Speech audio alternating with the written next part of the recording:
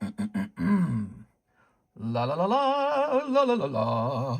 Hey, what's up, guys? Welcome to the nighttime stream for Tuesday. It's Tuesday. What a nice day. All right, so let's set up for the Tuesday nighttime stream. I just finished making a video showing off the breaks. Hopefully that catches a few eyes. All right, so there's the menu. We're going to say new, Magic the Gathering, Marvel, Collector Boosters. We're going to say new, Crimson, Invasion, Box Split. We're going to call them box splits. They're splits when everyone buys a spot in them, as opposed to a break where one person gets the entire thing. So a box split, and then finally, Gastly, close. Gastly break, close. All right, we're going to hit save on that. So tonight, I was doing some research. I really like the price of Crimson Invasion and the pulls that you can get out of Crimson Invasion. It's a Gyarados set, but actually, it's got Chibi Pikachu in it. And so it's kind of a Pikachu set. You know, those old Sun and Moon era hollows are selling for thousands of dollars now. So that's one of the best ones, and no one even talks about it. Tuesday night. Here's the ping. All right, we got the ping in. Very good. And then we'll pop this over here as well. Tuesday night. All right, we got that going. Let's go ahead and pin the website real fast. We're probably going to make an update to the price of Crimson Invasion. We're going to get the latest price. Crimson Invasion. Why haven't you opened it? It's from Sun and Moon era. It's actually really old now. It's really old now. Okay, we're going to hit pin. What do you think of tag grading? They're great. I got nothing negative to say. Well, maybe they grade a little too harsh sometimes, I think. So this is from 2017, this box right here. He's 9 years old. Or she, whatever you want to call it. I don't like gendering things. Let's see. New device, login detection. Delete that. I'm going to delete this. Delete. Good. I'm going to go over here. Submission changes were required. Okay. A Latias card had language they don't allow. One-time verification code. Listing not sold. Okay. Review your order. PSA invoice. I'm going to throw all that away. All right, good. And now we've done all that. And we have a pre-order from Team Rocky Grunt. He says, hello, mister. Pull me a Hot Live Custom. Sounds good, man. We just might do that for you. We might pull you a Hot Live Custom, okay? So, but let's start by taking a look at Crimson Invasion. Crimson Invasion Boosty box. What do you think of tag grading? Oh, I already read that. Actually, before we go any further, I've got a better idea. We need to go into the stream and activate the ads, because I think if we leave the ads off, YouTube doesn't like my stream as much. We're going to hit save on that. Sorry, guys. I don't like ads. I don't even need the ads. We make plenty of money from sales, but we don't want to be left out of the YouTube algorithm. All right, so that's activated. And then what other thing do we need to do? Let's get that Crimson Invasion done, because I can't think of anything else yet. I'm sure I'll think of something in a minute. Crimson Invasion is one of the most affordable Sun and Moon era boxes you can still open. It's a Gyarados set. It has some other interesting cards in it. It's all pretty interesting, actually, now that it's gotten pretty old. All right, here we go. We've got a Crimson Invasion box here, and we got it. Let's see. Divided by 36, $27. So we're going to be hosting something we haven't hosted. Really, 27? What do we sell our packs at right now? We're going to be hosting something we haven't hosted in a long time, and that is a box break. Here's Crimson. We sell Crimson at $26. All right. Let's see. Guess we'll just update that. All right, Crimson is updated there. Let's update it over here as well. Crimson, Crimson, Crimson, Crimson. Where are we hiding it? Here it is, Crimson. Oh, there it goes. We got to do an Evolving Skies break too one day, but I don't know if that'll go off very fast. What's interesting is a Crimson Invasion box split can go off pretty fast. No YouTube notification? Might be a little too early for it.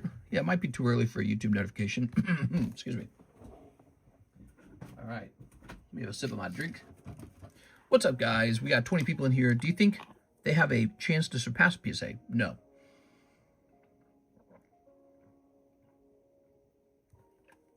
No, they do not. They don't have the structure. They don't have the infrastructure. They don't have the investment. They don't have the years of experience. PSA's been around longer. They got more customers. They're not losing customers. People want PSA slabs. PSA's sticking around. Team Rocket Grunt says, me. All right. So we have not hosted a box break in a while. And now we're hosting one. Okay, hold on, wait a second.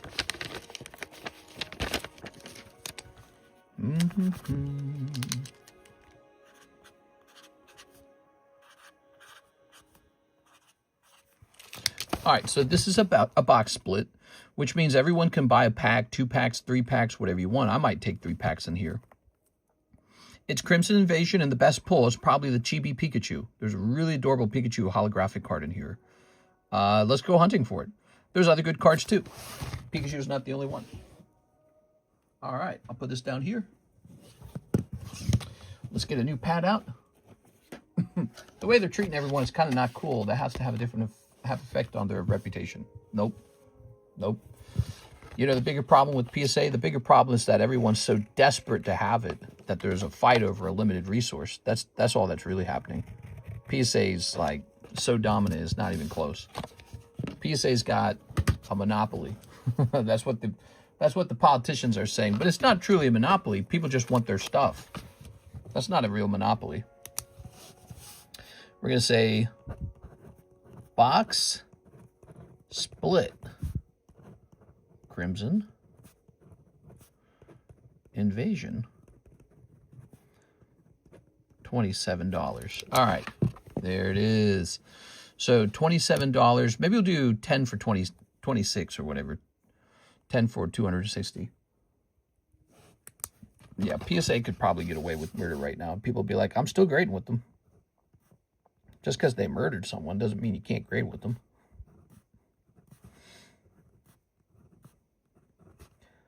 11, 12, 13, 14, 15, 16, 17, 18, 19, 20,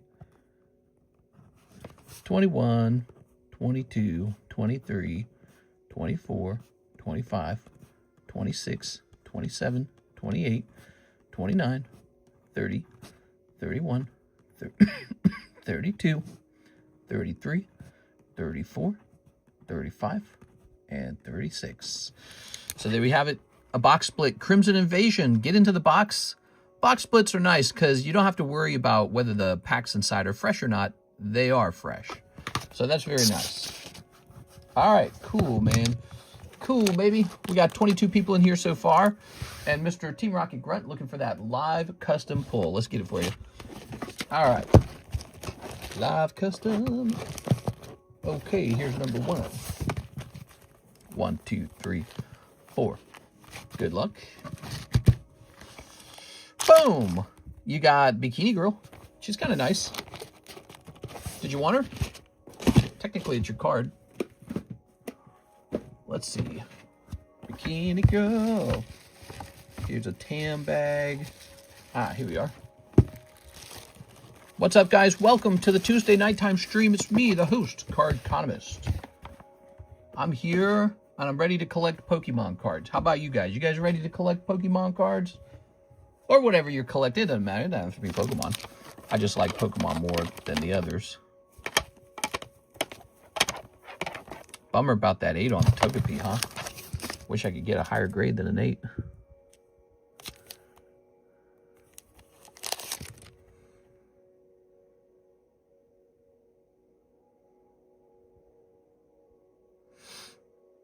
You know, it's an 8. You know, there's there's a print line here. And on the back of the slab, that edge ain't right. That's 2 issues. It's probably an 8. I don't know. Maybe I send this into BGS. See if they turn it into a 9.5. You know, BGS is sometimes. That's a 9.5. That'd be better than an 8. But, nah, they'll probably turn it into an 8. It's such an expensive card. I mean, isn't it worth trying? I'm not going to get, you know, I wouldn't get a BGS pristine 10, that's for sure. Thanks for the insight. I agree, but I do love their slab tags. Really did a good job on that. Yeah, we got tag slabs for sale, too. Yeah, we got all kinds of tag slabs. I got a lot of tag submissions that are going to eventually work their way back to us. They're taking their sweet-ass time, man. They're like, nah, we're going to hold your cards forever. 3 Twilight Masquerades, 6 once an Eevee. All right. Whoa. What the hell? Sorry about that. The camera actually ran out of battery. The phone ran out of battery. That was one of the reasons why we didn't start sooner, by the way. When I came into the room, I guess I had left the camera, the phone on and unplugged like a dummy. So before we could even do the stream, I had to plug it in and wait for it to charge. So we're streaming. We got the power cord plugged in. I just pulled it down with my leg. Let's get those Twilight Masquerades. Here you go, Miss 6. Thanks for the insight. Wow, Mr. Law, you said you wouldn't hit us anymore, mister. This is what you get. You made me do this. See what you made me do? Do you see what you made me do? Whoa, a lot of cards here. So I can tell you guys, we got a lot of slabs to price up. We got the new collector booster pack for Marvel. And we got a new Crimson Invasion box break. Where'd those Marvel packs go? Here they are.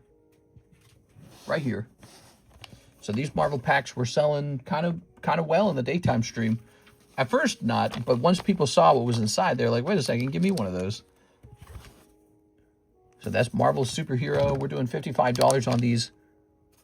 You can host a gym break on it if you want to be crazy and lose half your money, but or you can just buy one outright and not do that. But yeah, that's a thing right now. New Magic the Gathering Collector Booster Pack. Some probably amazing cards in there.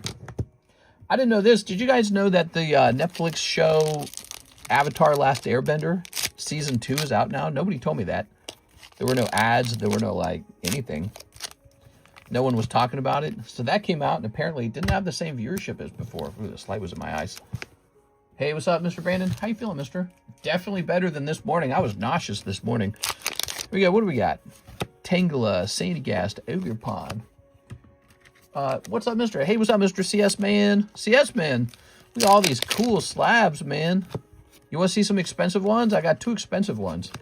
Here's Sunflora. Actually, I don't know where they went. You got Sunflora. Isn't that what you wanted? Tatsugiri, Chandelure. So, you do pull an AR out of your packs. That's good. Astral, sure, let's see them. So, we've had a whole bunch of cards come back from PSA, like Charmander and all kinds of cool stuff has come back. A lot of expensive poker cards. I don't know if you're into poker cards, but you should be. Now, here's 6. Miss 6. Okay, got this. Here's Sunflora. Poker cards are kind of like Cardos. They're like Sealed Os. They're like Top Sun. They're these super vintage cards. They're really old. Let's see. That's not Eevee. I know.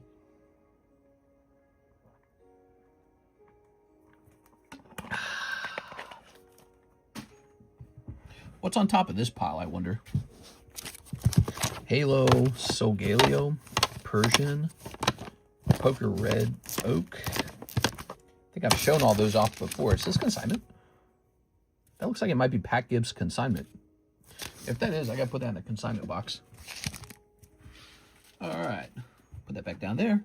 Wait, what's this? Is this an Abra? Oh, it's Topps Chrome Abra. I thought for a second maybe I'd have that Abra you need to finish the top set. All right, so let's see what slabs we have up on the table for a second here. So obviously we got all these great breaks, guys. We got Mario. Look at these. Aren't these cool? Now this is more like for Mario collectors. This group is more like Pokemon collectors. So we'll probably try to list these up on eBay at the same time we're selling them here on the table. But I have graded this before. Let me tell you something. Every single time the Bowser sells. So Bowser always goes. Then these Marios, these Ace of Something Marios, they always sell. So you're looking at right here, these are the two popular products from that poker set. This Ivysaur, which is well underpriced. Nice Magic card. Mimikyu, that's sad. This is another Ace Mario. We're doing 200 on that one. Man, he's cool. We got a Cubone 9. We got a Heracross. Here's a Yoshi. So a couple of these Mario cards. I did a round of Mario cards in the last PSA submission, and so those finally came back. They're from like 2015, I think. They're like 11 years old. The Gastly break. I want to see you guys in this Gastly break because this is almost over. There's only 5 spots left. It could end tonight. When a break has just 5 spots left, it could end like that. So that's very close to the end. This new Star Wars break, if you're a Star Wars fan, this is one of the best sketch Star Wars cards we've ever broken on the table. I mean, look how adorable that is. I'm not exaggerating. This is hard to give up, actually. I'm tempted to keep it. There it is. It's a very good-looking Star Wars sketch. Probably a very safe hold/investment, because you know how hard those are to pull. You can open box after box after box of those expensive Star Wars cards, and you don't get any sketch cards. Well, not only is this a sketch card that's already been encapsulated, it's an actually good one. It looks good. Look them up. They don't all look good. Go look them up. Go look up C-3PO sketch. Go look up R2-D2 sketch. They don't all look good. Here's Himijima from High School DxD. We got this break here. So this is the Nidoking. You guys voted on Nidoking, but he's not moving too fast. Here's Luigi. Frog Mario. We got Uta 10. Beedrill 10 for 450. That's pretty crazy. Here's Hello Kitty. Meow. Here's Princess Peach. This can be bought outright. It's an ungraded card. So if it grades 10, it's worth more, right? So this is the Crown Pikachu. Is Korean. Sun and Moon Squirtle. Notice how expensive it is as a PSA 10. And you're seeing this happen with a lot of Sun and Moon era holos, especially like ones that have scarcity, desirability, prestige. You're seeing that. So this one's a team-up Squirtle, and he's pricey. We have this Pichu for sale. Again, the person who had it in Slab Away did not pay it off. So this Pichu returns to the table. Very nice. So this was in Slab Away, but then it was returned. All right, what do we have here? Chance to scoop up a nice Slab Away. There's Charizard. Here's Krabby for $255. We got Mr. Mime for $325. Here's a Professor Oak Blue for $320. Charmander 9. Pikachu 9. For waifu collectors, we got this Paradise Lost Dorothy. Here's Kabutops 10 for $400. Wow, that's cool looking. You know, it's funny, sometimes I catch myself just gazing at the card because they're so neat looking. Here's a nice Charmander poker card. That's from the Leaf Green collection. That's why it looks different. I'm just showing off all the cards at the start, guys. Showing off what we got. Because we got stuff. We got it. All right, and then here's Shining Tyranitar. Lovely. This is for sale. This is base set vintage Harry Potter. I don't know what's inside of here. This was like a bonus booster pack because I bought a sealed box of it for like, I don't remember. It was like $3,000 or some crazy amount. So I've got a sealed box of Harry Potter base set, and that's a sealed pack. Here's a Spy Family PSA 10. It was actually expensive. It's called a Spy Rare. Princess Peach, lovely. We got a lot of those. Here's Jirachi. Here's another signature, this time Kurumi. Here's this lovely Bowser again. You get 2 Joker cards, and they both graded 10 this time. Very lucky. Vaporeon 10. Tentacool for $350. It just doesn't make sense. Here's a really weird one. This is an error square cut Rhydon, and BGS graded it. They gave it a 6. You don't really collect it for the grade. You collect it because it's a square cut Rhydon that's been encapsulated. And then here's Vaporeon 10. It's been authenticated by BGS. How cool is that? So here's Slowpoke Red, and here's Vaporeon Blue. Lovely. Vaporeon, looking nice. Oh, where's that expensive Charizard? Is it in the last row? Maybe it's in the last row. We have a Charizard. Oh, here they are. I was trying to show you these 3 right there, but they weren't popping up. So we got this Mark giveaway. Metagross with an 8. It's tough. Heracross with an 8. That's tough. Here's Umbreon with an 8. That's tough. Dark Persian Gym Break. Oh, yeah. Kabigan. Vaughn's still here. He has a couple. How has Vaughn managed to stay on the table that long? Excuse me. Ninetales. All right. So here's the meat and potatoes, though. You ready?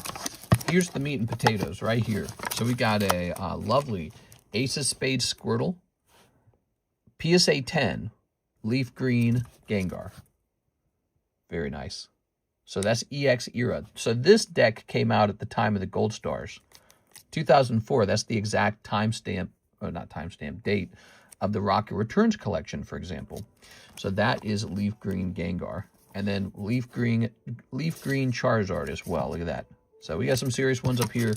I would normally hold on to these, but I'm allowing some to sell because I don't know if you guys have been counting, but we have had like 3 or 4 PSA returns in a row, and that's a lot of money coming out of my account. So I would be happy to sell one of these just to reestablish some of that cash.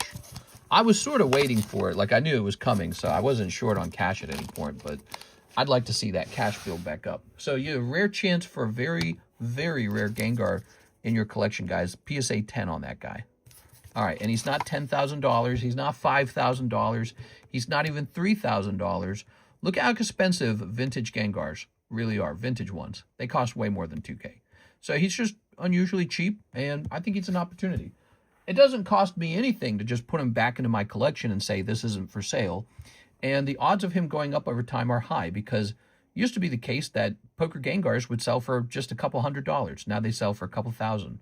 So that one's probably, he's a pretty safe bet. I'd call him a safe bet. All right, Miss Six, we're done with your order. Thank you so much, Miss Six. Appreciate it. Let's see what's going on next. So where are we? Your monthly interest payment was here. I got $113 in interest. That's so nice.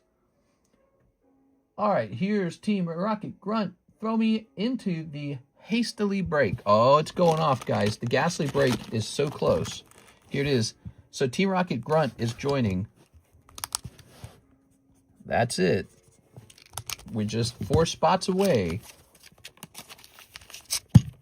That Gastly is almost done, and we will not be hosting another one for a long time. So if you think that this card is good at all, like if you would like to see yourself with a Neo Destiny First Edition Gastly card in your collection, here's your chance, because after this, we're going to move on to something else, and I'm not going to rotate Gastly in for like a year probably. It'll be a long time before you see that again. A lot of our breaks are like that. We do one card, we don't come back to it for a very long time. Even if I have 2 of them, even if I have 3 of them, we just don't come back. We rotate to something new. Can I ask how you price the Gengar and Charizard? Because I can't find a single listing on eBay. I price them based off of listings on eBay. Yeah, I'll show you. So let's go look it up. Now, you can't find those particular Gengars and Charizards on eBay because they're actually too rare, which is definitely not a bad thing. They're too rare. And give me a second. So we're going to say this number. We're going to say PSA 10. And I search for 2 keywords, poker and playing card. And then we're going to type in Gengar. All right. So here we go. So there's no Pokemon Green Gengar at all for sale. Let's check this. All right. And then here are some recent sales of the Gengars. So this is kind of like what people might buy the 1996 Gengar, 1.5 thousand on June 19th. So that was very recently. Obviously, this one's a little more expensive than that, but there's a difference between them. This one's more rare. So this copy over here is quite a bit more rare than this one. There's a lot of these getting graded, and there's hardly any of these Gengars getting graded. You can't ever find those decks anyways. So the Leaf Green and Fire Red deck are just more rare than this guy. So I would put him closest in competition with this guy, okay? So these 2 right there. Also, I'll mention, you know, if it's $15.76 on the taxes, if it's $15.76 on the final purchase, yeah, the actual price will come out with probably like an 8 or 9% tax. So, you know, so if we take 1570, we multiply by, I don't know, 0.85. No, it would be 0.085, right? Plus 1570. The real number that you would probably pay at checkout would probably be closer to like 1,700. So obviously my price is a little higher than that. I don't have any competition. So there's no other Gengar like this for sale. It truly is rare. And yeah, it's very cool. Poker cards are doing really well right now, I'd say too. They are. If you're looking at them, you'll notice that we've seen some price increases. All right. So, but that's just the price for that particular rare Gengar. What are we doing next? The Gastly break. It's going to end, guys. Another hot live custom. Sad face. You got it. Okay. If there's only 10 of them in the world, by the way, I'll mention this. I own one of those 10. So 2 of the 10s are right here. One on the table for sale, and I own the other one. So there's really, other than these 2, there's only 8 in the world floating around, you know. Somebody out there owns it, but they're not selling it. They're probably intending to hold it. Ah, yeah, Hello Kitty. I'm sorry, man. Woo, those live customs can be rough. Battle me for a Gastly spot? All right. Oh, and the Charizard, I didn't show him the Charizard. So that was like a last sold on Gengar. Let's try Charizard. Oops, oops, oops. All right. Oops. Okay, so there's a variety of Charizards. Let's go look up sold. Ah, man. It's thinking of Charizard back. Because the back of the card has Charizard on it. That's so annoying, dude. All right, so, but look at this. Okay, so last sold June 15th, 2.7 thousand. Now, again, I have nothing to really compare this guy to. But here's what's interesting. Again, he's more rare than this one over here anyways. So there's a Charizard. Last sold 2.7. So you see me asking a little over that again. But, you know, this guy had to pay taxes over here. So it's closer than you think. With taxes, it's closer than you think. Let's see. Again, let's make taxes about 8.5%. I think that's pretty fair. So with taxes, the real cost of the Charizard that you just saw last sold was about 2.9. I just rounded this one to 3,000. I think it's pretty fair, especially considering that this one's it's just way more rare than those what do you want to call them, like base set poker cards. Never going to be a lot of those Charizards. And I'll point out another thing about this card too. So it's the same deal as the Gengar. I already own one of these. It's in my personal collection. And so there's 9 of them. One of them's for sale. One of them is mine. So in the world, there's only 7 more of these. Pretty cool. All right. Prices are fair. Just want to check up due diligence. That Gengar looks so nice. Yes, I think the Gengar does look nice. Actually, that's one of the selling points for the Gengar is I think that the artwork is very playful and fun compared to some of the other poker Gengars. So if you look, there's a variety of poker Gengars out there, and they can fluctuate in price pretty significantly. This one has just a really, really, really good artwork. And same with this Squirtle. He's nice because the artwork's nice and clean. I like how large he is on the card, and he's an ace of spades. So he gets a little extra pricey too. So all of these are very good. All right. Now, we have Joseph Smith, 3 blue, Sky Stream. You got it. Joseph Smith. Anything for Mr. Joseph. Here we are. Oops. Hello, Mr. in chat. It says Greek lady. Ready? Just cleaning those. Tossing that over there. Let's see. Here's the Reggie Lecky. Played all. And Jumpluff. Wow. That's pretty rough. Sorry, man. We have a new box break, everybody. There's a new, I call it a box split, just like we have pack splits. New box split, everyone. It's Crimson Invasion. This guy right here. Jump in here. Let's get it going. It's going to be a lot of fun. When it fills up, we're going to open it all up at the same time. So it's going to be like a video. So you could be in the video of the Crimson Invasion box split. And it's just going to be a lot of fun. There's a chibi Pikachu in here that probably sell. You know what? I wonder if there's one for sale online. I'll look it up. I wonder if there's one for sale online. Because I didn't bother looking. But what I like about Crimson Invasion, because I did some research tonight. Did you know this? Crimson Invasion's basically the cheapest Sun and Moon era booster box. And I don't necessarily agree with that ranking because it's got this insane Pikachu in it. Let's see if I can find it. Okay, so here is one, and it's the non-holo version. Okay, so this comes out of Crimson Invasion. Watch. Here he is. Look how cute he is. Very cute Pikachu style. 5,000 on it. And it's a non-holo. They want to sell that for 5K, and it's got 12 followers, too. Unbelievable. But I don't see the holographic version of it, which I wish I owned that myself. Let's check sold. Okay, I don't even see a sold version of it at all.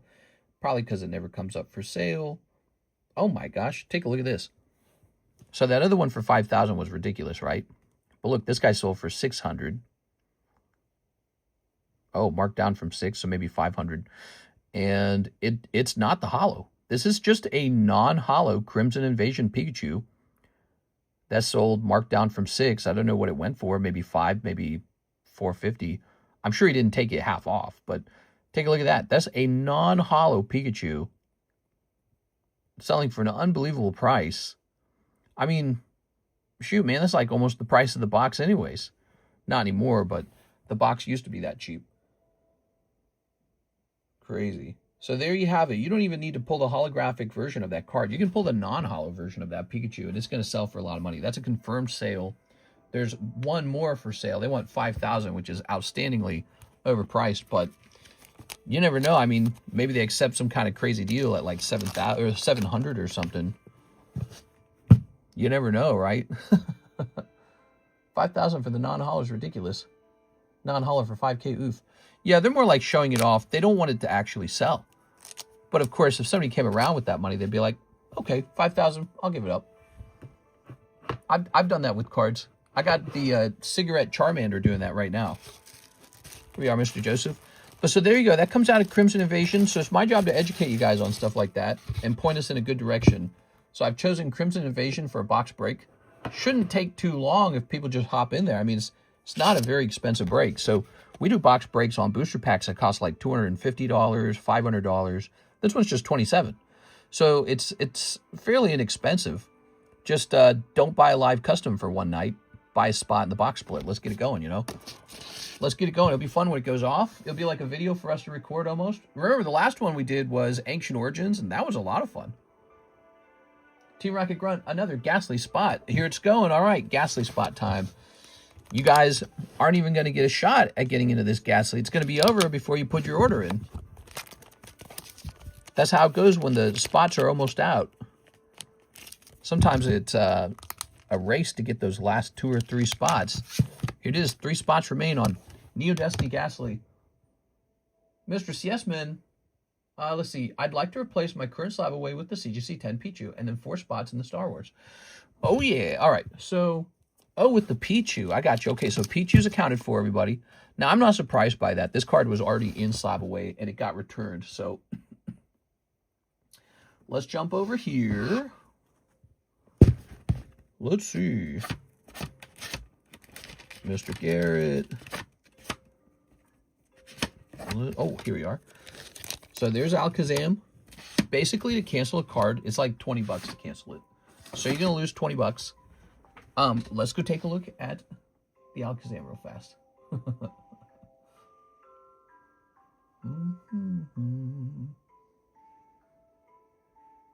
We're here in the Slab Away channel.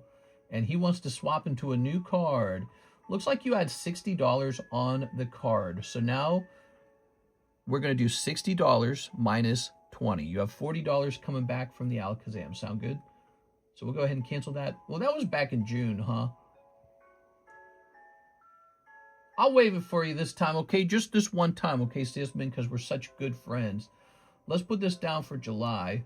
So we'll waive the fee. I don't think I got anything in my life changed just because you're swapping cards, okay? So we won't do any fee on that one. Let me mark your name off so I don't confuse it. Now, as you know, this will still be here, probably waiting for another buyer. So you may still have an interest in it later. Here it is. But the Pichu he's kind of... Actually, you know, CS-Man, I think you're kind of a guy of means. Honestly, I probably would let you do them both at the same time. So you don't have to cancel one if you don't want to. That's a rare offer, CS-Man, because I don't do that for everybody. I usually tell people one at a time, but I've known you for a couple years. You'd probably be able to pay off both if you really wanted. So you think about that. All right, I'll set this up for you. Now, you also said you wanted 4 spots in Star Wars. That's $160. And so this is a $40 slab away. I got it. Okay. So $20 for the fee, $20 down. That's $560. I'm going to say on the Alakazam. Okay, no problem. So I'm going to convert $60 over from the Alakazam onto this card. You have 500 remaining. All right, it's all updated. There we go. And we'll write CS Min on this. All right, very good. Oops. All right. That's a wonderful Pichu for you now. And he said 4 spots on the Star Wars card. So the Star Wars card all of a sudden has some business on it. I can tell you want it. I hope you snipe it. Put you down as CS.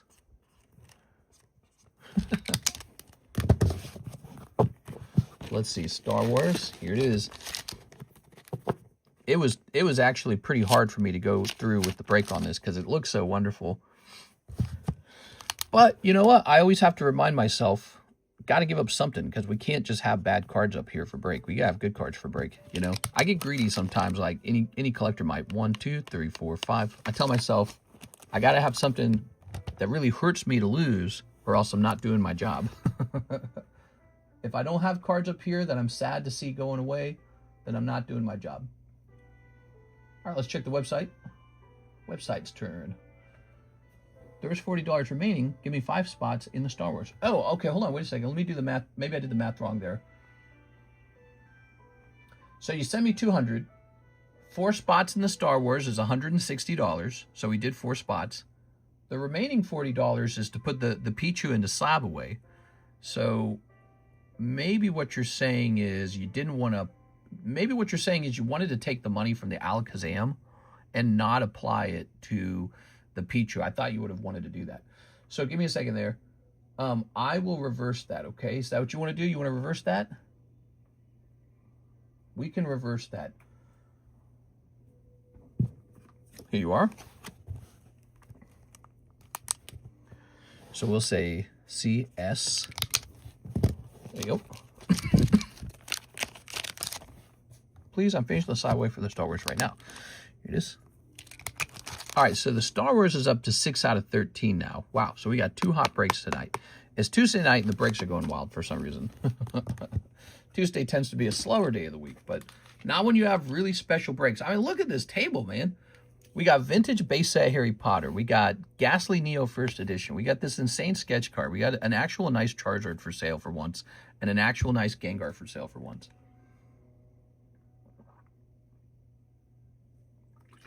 That's a fancy table. All right.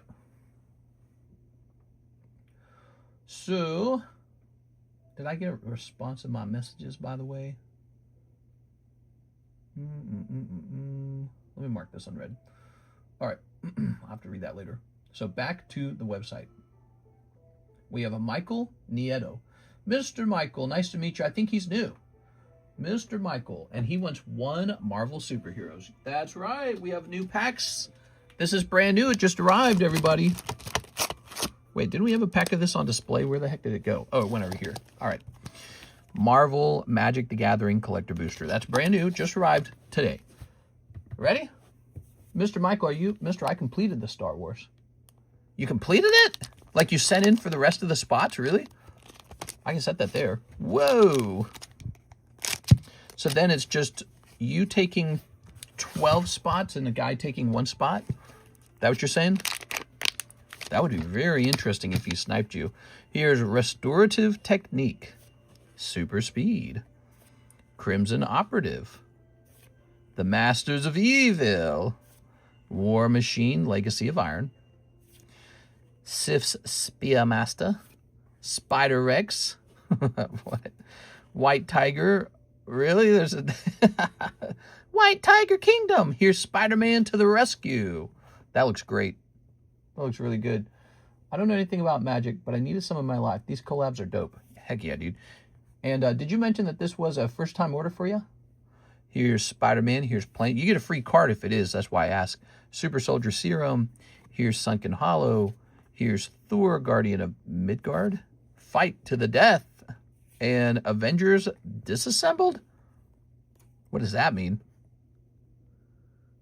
Do they like lose?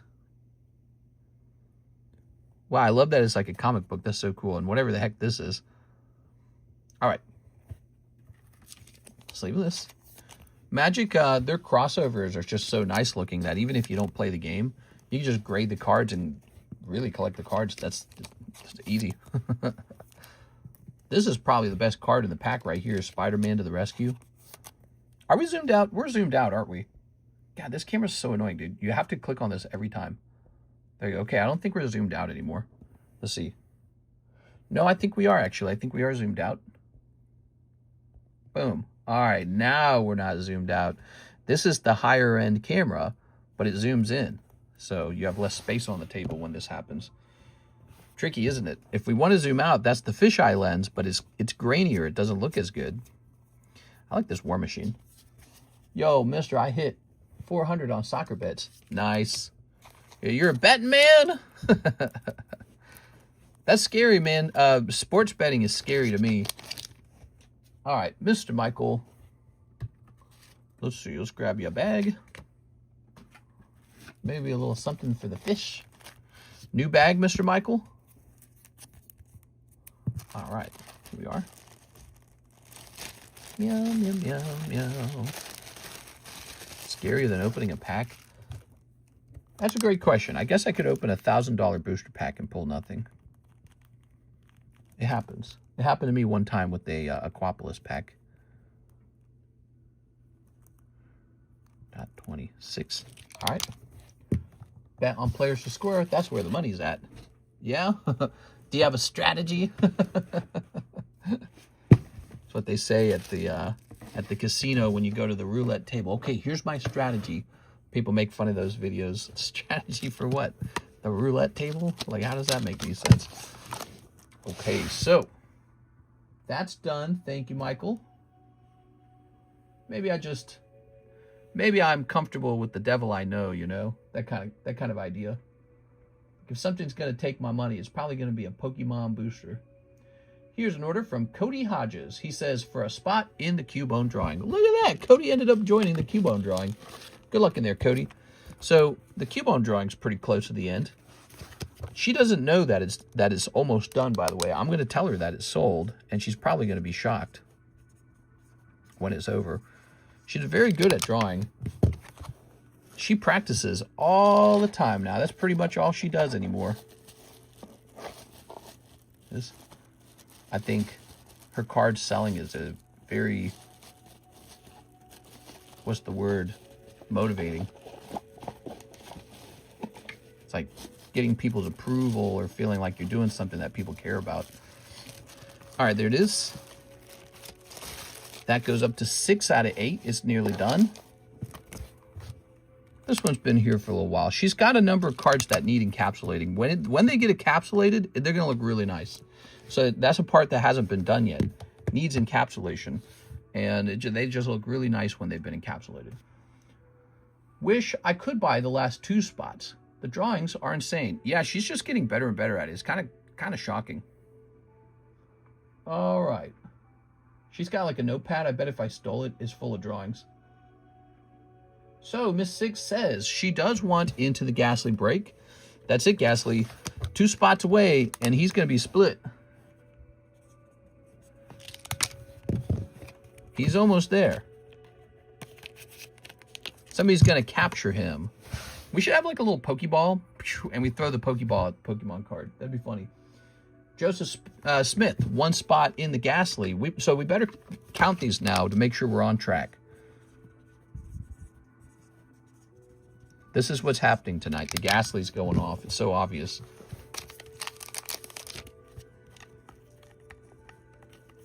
It's crazy how it can take 2 or 3 weeks to get up to 8 spots so that there's only 5 left. And then in a matter of like an hour, it's over. Isn't that wild? That's how breaks really work. People all just want to break. They want to jump into the one that's about to go off. 1, 2, 3, 4, 5, 6, 7, 8, 9, 10, 11, 12. So we're at 12. There's 1 spot remaining. 1 spot remaining. Well, this sleeve fitting all these cards. It's kind of like a slutty sleeve. There it is. That might be the Bonnie Blue sleeve. CS Man says, finish off Star Wars. Wow. He said finish off Star Wars, huh? You know, Andy Dirksen bought into this break, but I'm going to sell you the card directly instead of having you risk a 1 in 13 odds that you lose the card, okay? So we're going to call this sold. So, Andy Dirksen, I apologize for that. I'm sure Andy's probably not loving that, but I'm going to do it because I feel like the card is sold. There it is. So we're going to save you that. You're going to save 40 bucks anyways, and you're not going to risk the whole card doing that, okay? Because that would be pretty disastrous for you. You would just instantly lose like $500 tonight or something like that. All right. I sent 41. No. Just consider it fine. You know what you could do? You could send like $5 as a tip to Andy Dirksen. I'm sure Andy Dirksen would feel. You don't have to do that either, by the way. It's a decision I made, so you're not responsible for it. All right. So you're winning this no matter what. I just can't have you spend $500 to buy all but one spot in a break, and then you lose the break. It's too scary. I mean, it would be fun to watch, but if Andy really did pull it, at that point, I'd have to honor it. So this is better for everybody. All right, so this is your Star Wars slab now. Congratulations. Andy Dirksen needs to be told that the Star Wars slab break was canceled and that he has $40. All right, sorry, Andy. It's for the best, Andy. Just a unique situation. Here it is. All right. Picture and channel. Oh, yeah, you got pictures and channel situation, don't you? I never remember who has that, by the way. All right. So we're going to jump over here to the CS Man channel. You guys can buy a private channel in Discord where every time you buy a slab or something that's special, like a booster box, you can have me take a picture of it for you, and this helps you understand what you have. This is really useful for people who intend to keep their stuff over here for a while at a time. Here we are. All right. Andy Dirksen, $40.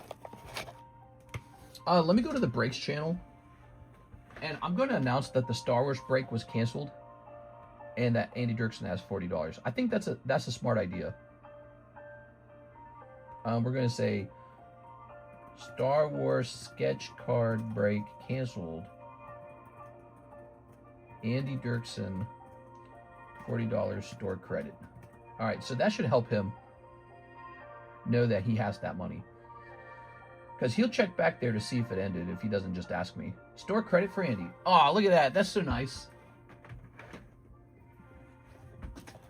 All right, so we're going to say 40 plus 10 from CS Man, which equals $50 store credit. All right, so he has a total of 50.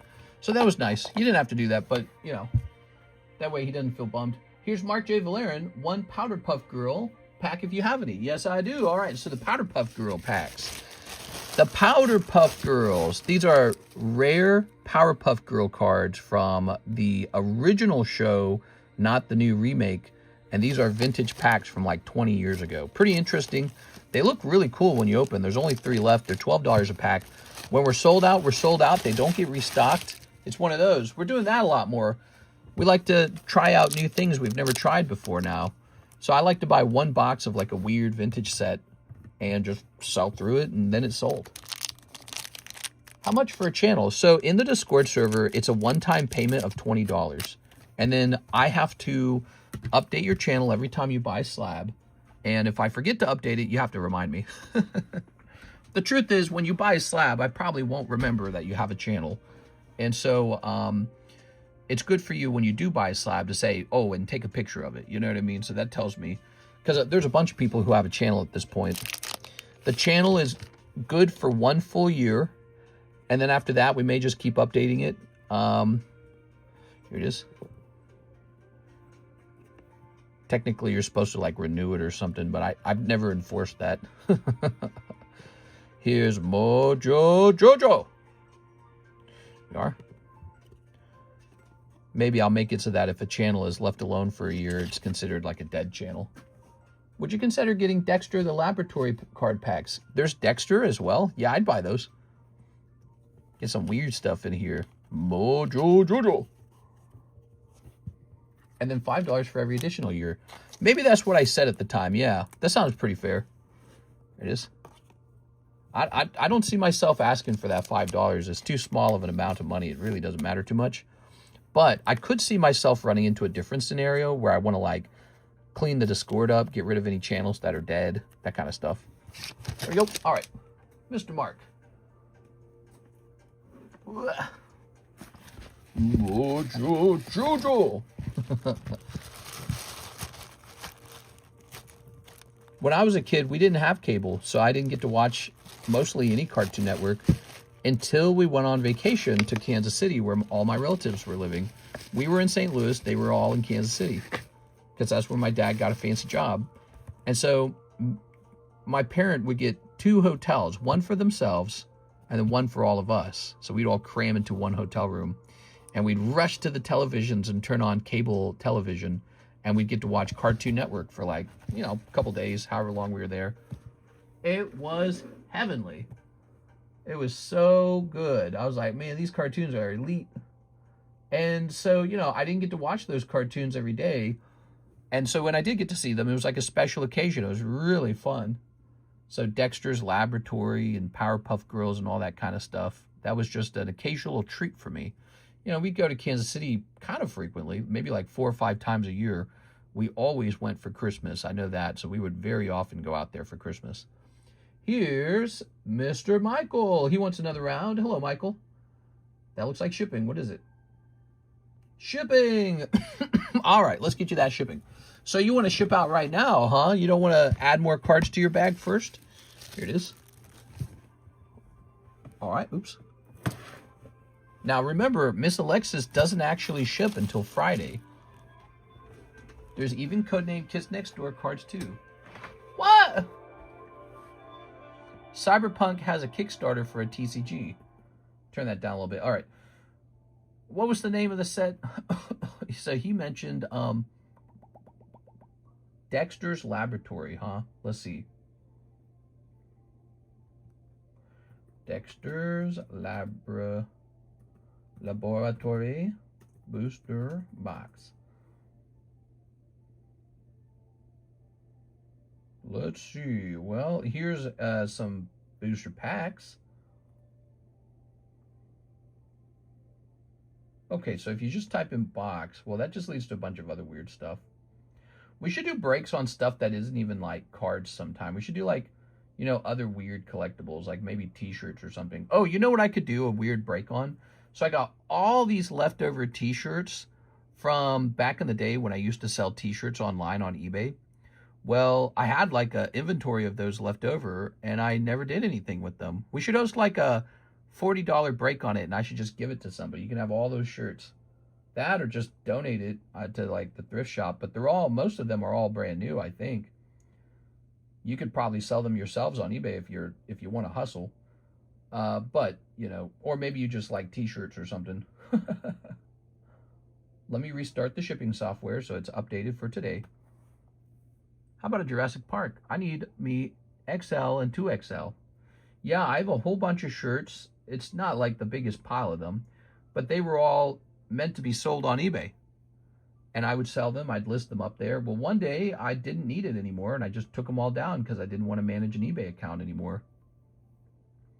Could you upload photos of it? Yeah, I probably could. It's pretty funny stuff.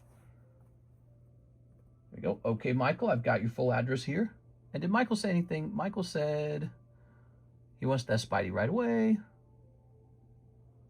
Oh, maybe he, oh, I thought you were Michael. Soccer Tops cards would do great right now. Let's grab this email. Copy this. If you guys could advise me what soccer cards you wanted specifically, I could get those. All right, let's see. I'll just say I'm not against making money. I just, I don't know much about soccer myself. Okay, Michael, we're updating all that. Actually, let me increase the weight to 8 ounces in case you decide to do anything with that. Let's also jump over here. I have an eBay label to print. Let's get that ready as well. football would go crazy right now. Sent in for the last spot in Gastly if it hasn't been taken. Sounds good. Gastly's definitely done, guys. All right, so I'm going to print this label as well for 2 Beckett slabs. And what's today? It's Wednesday, Thursday, Friday, Saturday. Could it wait 3 days or should I do it? We're going to hit print. This guy who just bought the slabs, his last name is Smiley. Like Officer Smiley. Did you pull that, Star Wars? The sketch card? No. There was a day where I went sketch card hunting and I gathered a decent little pile of them, a little war chest. And it cost me thousands and thousands of dollars. And I tried to pick out ones that I thought looked better, and so that's how I ended up with that one. All right, 2BGS display. Of course, back then, the sketch cards were a little bit cheaper. Now they're more expensive, and the good ones are mostly taken. So it's pretty tough. There we go. All right, and now Michael. Let's get this Michael label. Is it done? It's still not done. Still hasn't calculated the cost of your label. Can you believe that? That software is so slow, dude. So this Gastly is finishing up right now, guys. Smiley, like from the show From. I need to hunt for English ARs. That Slowpoke gave me the itch. I need my fix. We got a lot of good ARs, but we also have this new box break, guys. Crimson Invasion box break has a chibi Pikachu in it that is selling for like $600. And who knows what the holographic version of it would sell for. Probably thousands of dollars. So jump in here, Crimson Invasion. Look, it shows Guzzy Guzzlord. And people go, oh, why do I want Guzzlord? He sucks. But despite the fact that this is not marketed as a Pikachu set, this is secretly a Pikachu set. One of the best Pikachus in the Sun and Moon era comes out of this booster box. It is a Pikachu set, and it's probably underpriced. That's why we're going to host a break on it. That's why it's been on the menu this whole time. All right, so we're still waiting for that label to price up. Let's go ahead and move on to the next order while we're waiting for it. It's just taking too long. Dennis says, spot in the Gastly, 1 spot in the Quip Cubone. If filled, store credit for now. All right, you got it. So that is going to be the Cubone. The Cubone has 1 spot left. And then I don't think we have any more drawings from her for a while until she's done with the new one. We are. Maybe I'll crack the whip. I'll say, get to work. You know, she's made almost no money from them at all, right? You know what the problem is? Every time she gets money from these drawings, she just goes and buys more equipment. It's like, there you go. It's kind of funny, actually. Now she's got like a whole room full of like markers and stuff. But I guess that's how it goes. That's how it works a little bit. All right. Definitely doesn't make enough to be like a primary job. That's the whole starving artist thing, isn't it? But she does this on the side as sort of like a hobby. So that's 7 out of 8. 1 spot left on the cute Cubone drawing. That's why the saying is starving artist. Yeah, that's what I'm saying. Yeah, like think about how long this took to sell. Maybe like 3 weeks. And so $200 in 3 weeks, that's nothing. I mean, it's a little bit of money, but you know, it is nothing basically. Okay, so and the spot on the Gastly, it's done. Mr. Dennis. Is there not a ZELLE app anymore? It's trying to make me go through Bank of America, but not a place to say what I want to purchase. I think there is a ZELLE app. I'm not sure. You know, I don't know what everyone's experience with the ZELLE is like, so I couldn't give you any advice on that particular topic. You'll have to play around with it. What I do know is I get a lot of orders through ZELLE, so somebody's figured it out. It might be different for everyone how it works. All right. The website works just fine, says Astral. Nice. So, that's it. The Neo Destiny Gastly is done. Did you guys ever think a card like this could be a top-tier card? Well, it is. Collecting common cards from the old vintage set is a real thing now. These are all heading to $1,000, I guarantee it. The holographic PSA 10s are all heading into the 10s and 20,000s, right? So you want a good Neo Destiny 10? You're talking 10,000, you're talking 20,000. And then the commons are all heading to 1,000. That's what's going on. That is what's going on with these. You know, and that might sound shocking, but, well, there's PSA 9s to collect, there's PSA 8s to collect, there's PSA 7s to collect. So what'll happen in the future is you've got a Gastly Grail PSA 10 for $40, And everyone else, all they can afford is a 7 or an 8. That's what's going to happen over time. All right.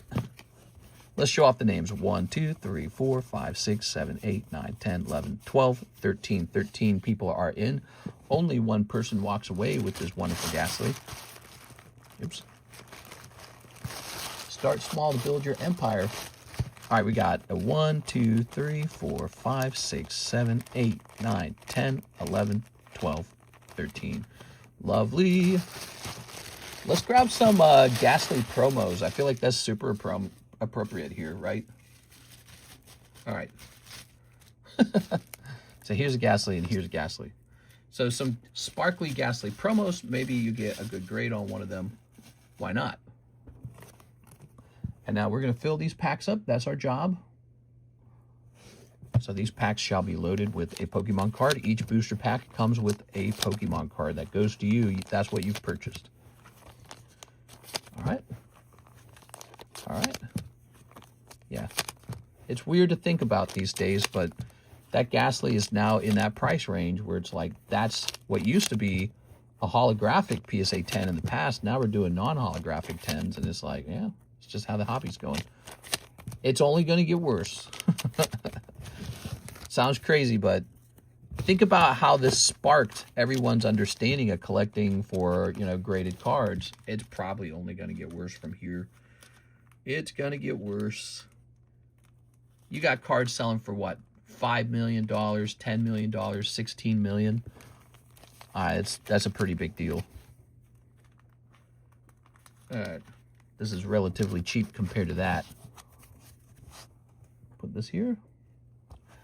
What do we got? We got a 1, 2, 3, 4, 5, 6, 7, 8, 9, 10, 11, 12, 13. 13 is complete.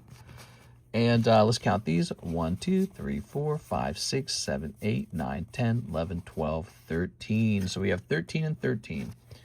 Looking good. Good luck in there, 6.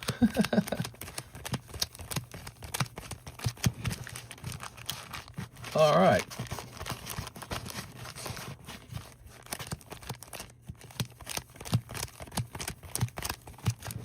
Has anyone else bought the last spot in the Cubone? Did the Cubone just finish? Wait, how many spots are left in the Cubone? Oops. All right.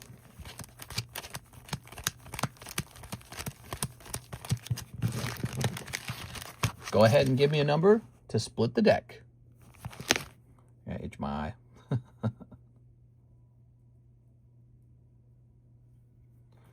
All right. So, Mr. Brandon says 4. 1, 2, 3, 4. There it goes.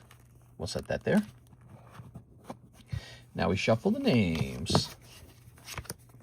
1, 2, 3. 1, 2, 3. 1, 2, 3. 1, 2, 3.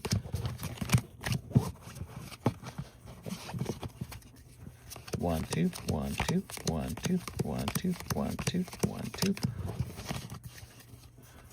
Oops, oops, oops, oops.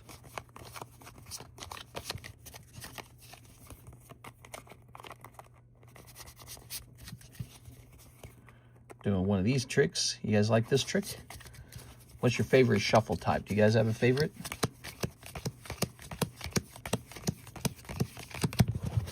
All right, audience, give me a number, and then we begin. PSA mint condition, trade up, 10 Charizard. Do you guys do trade up challenges? 11? Well, you can't do both numbers, though, Mr. Brandon. We got 2 separate people. 6. 1, 2, 3, 4, 5, 6. There it is. All right. There we go. So we've got Garrett Nadal. Sorry, Garrett. Jose Trevino. Sorry, Jose Trevino. Mr. TRG. Sorry, Mr. TRG. Miss 6. Ah, sorry, 6. Doesn't that kill you? All right. Here's Brett Love. Sorry, Brett. Dennis Chantavong. Sorry, Dennis. None of the Gastlys came out either. Here's Joseph Smith. Sorry, Joseph. NHCC. Oh, could it be Mr. NHCC? Wow, this guy's going to be very pleased with this. He's had some very insane luck on this channel. I don't know if you guys have realized that. He's up there with one of the top luckiest people. So let me place this over here. All right, so he just pulled that Gastly. He's probably very happy with that. Here's Ryan Connolly, and he's one of the people who pulls a Gastly. So let's try and find Ryan's bag real fast. Is he watching tonight? Someone should tell him.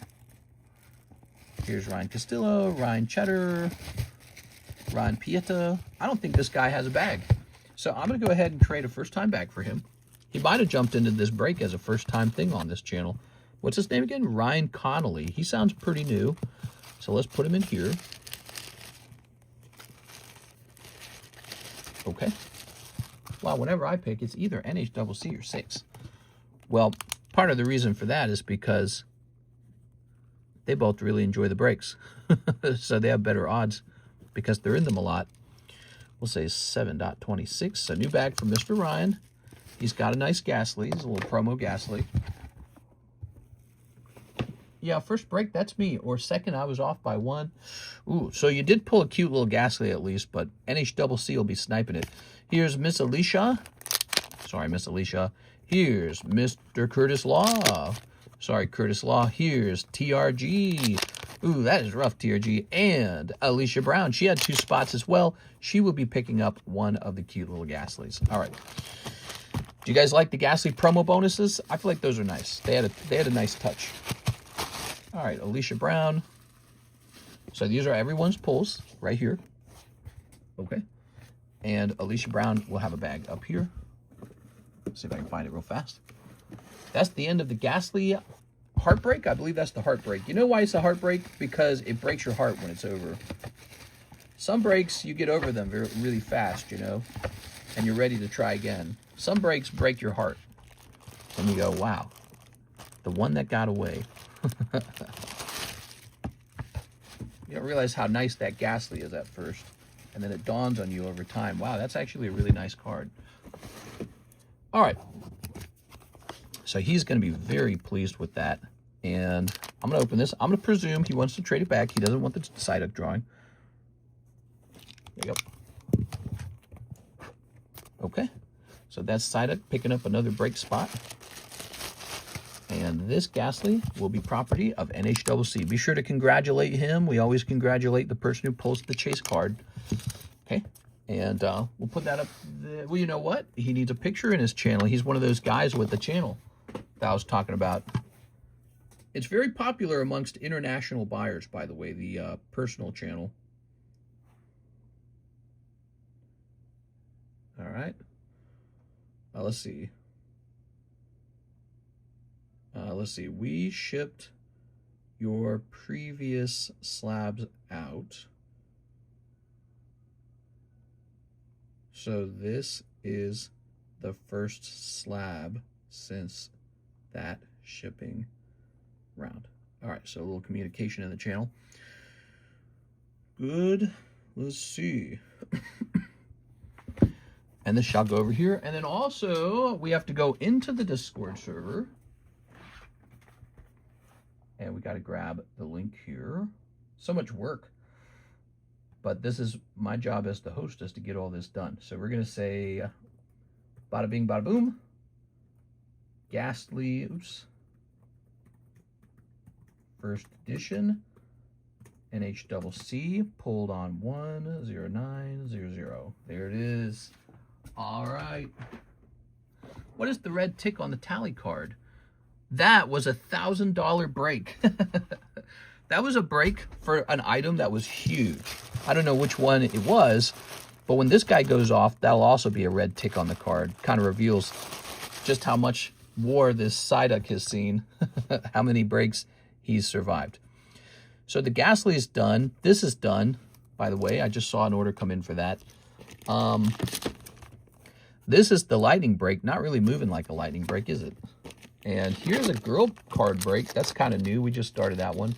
Here's the trade break. If you want to get rid of junk cards, you can get rid of your junk and trade that in for a chance at the Trico.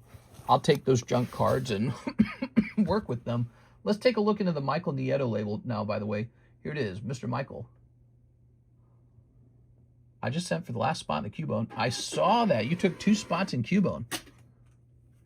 Rare Cody Hodges, double spot. So Cubone's going off, everybody. Okay. That's all ready to go. Again, Miss Alexis comes in on Friday to do the shipping. So you actually have a little time left today to keep adding to that bag if you wish. You can add more cards to it. Whew. All right, let's make sure we're not missing anyone's order on the website. We don't want them waiting forever over there. The website's all good. We're going to jump back over here. Busy Tuesday night? It's so strange. Now it's easier to find quick pay. Throw that away. Here's Mr. Cody for the last spot in the Cubone. Mr. Cody, your odds are 1 in 4, basically. 2 and 8. 25%. That's pretty rough, actually. Good luck in there, Cody. 1, 2, 3, 4, 5, 6, 7, 8. There it is. NH double season, that one too. Wow, he could take it all. Let's see what happens. We got this, and then we got 1, 2, 3, 4, 5, 6, 7, 8. There's 8. I'm not picking the numbers, says Brandon. Brandon, you're so funny, dude. Okay, so once again, we'll be stocking these packs with some cards. So we're going to stuff them up. A win. Gold Trainer base set. Alakazam, Giovanni, Gyarados, PSA 10 Charizard. All right, we'll put this here. Put this here. Put this here. Really hope I get lucky. It's my birthday present to myself. Happy birthday to you. There we are. There we go. Somebody hasn't taken their medications again. So we got 1, 2, 3, 4, 5, 6, 7, 8. So we got 8 of those. 1, 2, 3, 4, 5, 6, 7, 8. And 8 of these. Now we need to load up the Psyduck. Mr. Psyduck. Boom, boom, boom. Do, do, do, do, do, do, do. 2, 1, 2, 1, 2, 1, 2. Is this the Gastly? No, the Gastly just finished. The Gastly went to NHCC. This break is for this quick drawing. It just finished. It's another Quip Art, and I wonder what she's working on now. I wonder if she has anything ready to go. I thought this Cubone was especially good.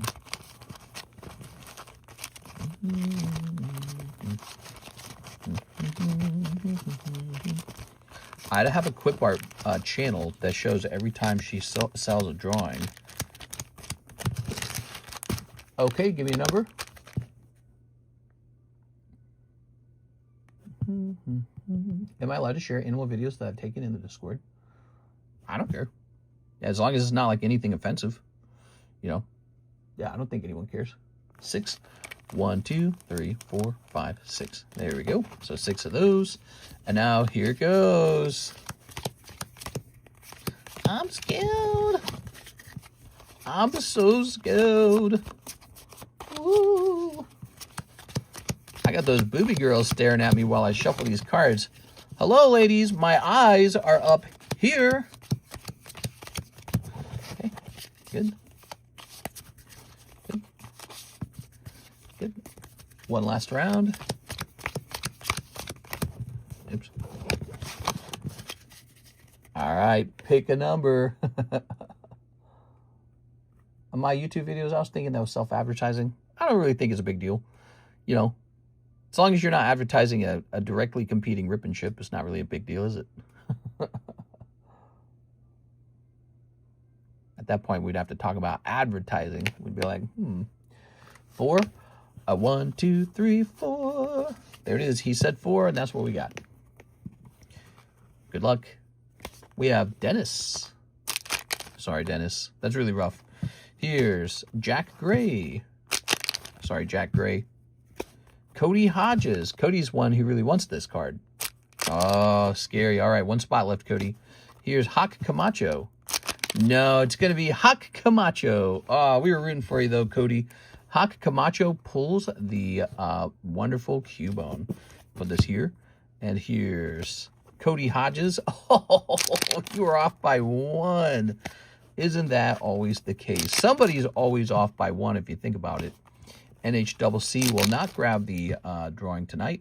And Kip F. From Kip to Mike's side. Kip bought a spot for Mike's side. That's so sweet of him. Put this back over here. I'm sorry, Cody. Cody, we'll get you a little bonus thing. We'll put you into the, where's my baggie? We'll put you into that breaks box. Where to put it? Where to put the bag full of booster packs?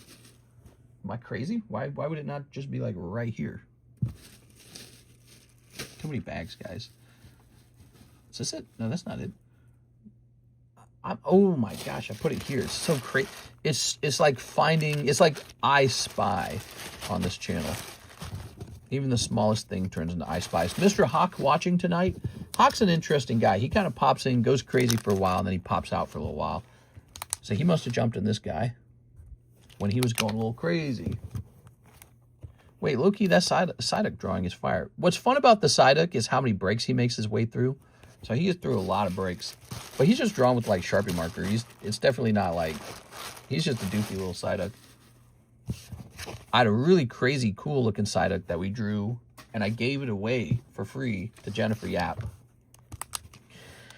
So, Cody, I understand you had a really rough night tonight.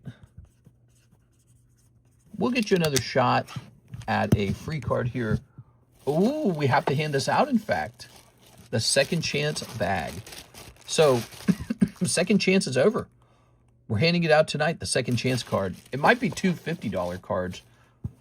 Now, this pops out of here. And it's going to, you know what? I'm going to do that thing I was just talking about. I'm going to keep track of all the different cards we sold for Cares over time. Should have done that from the very start. It's silly that I didn't. All right, so we'll create a channel called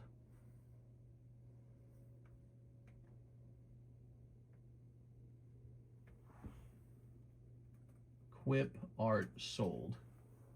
So I'll create that channel.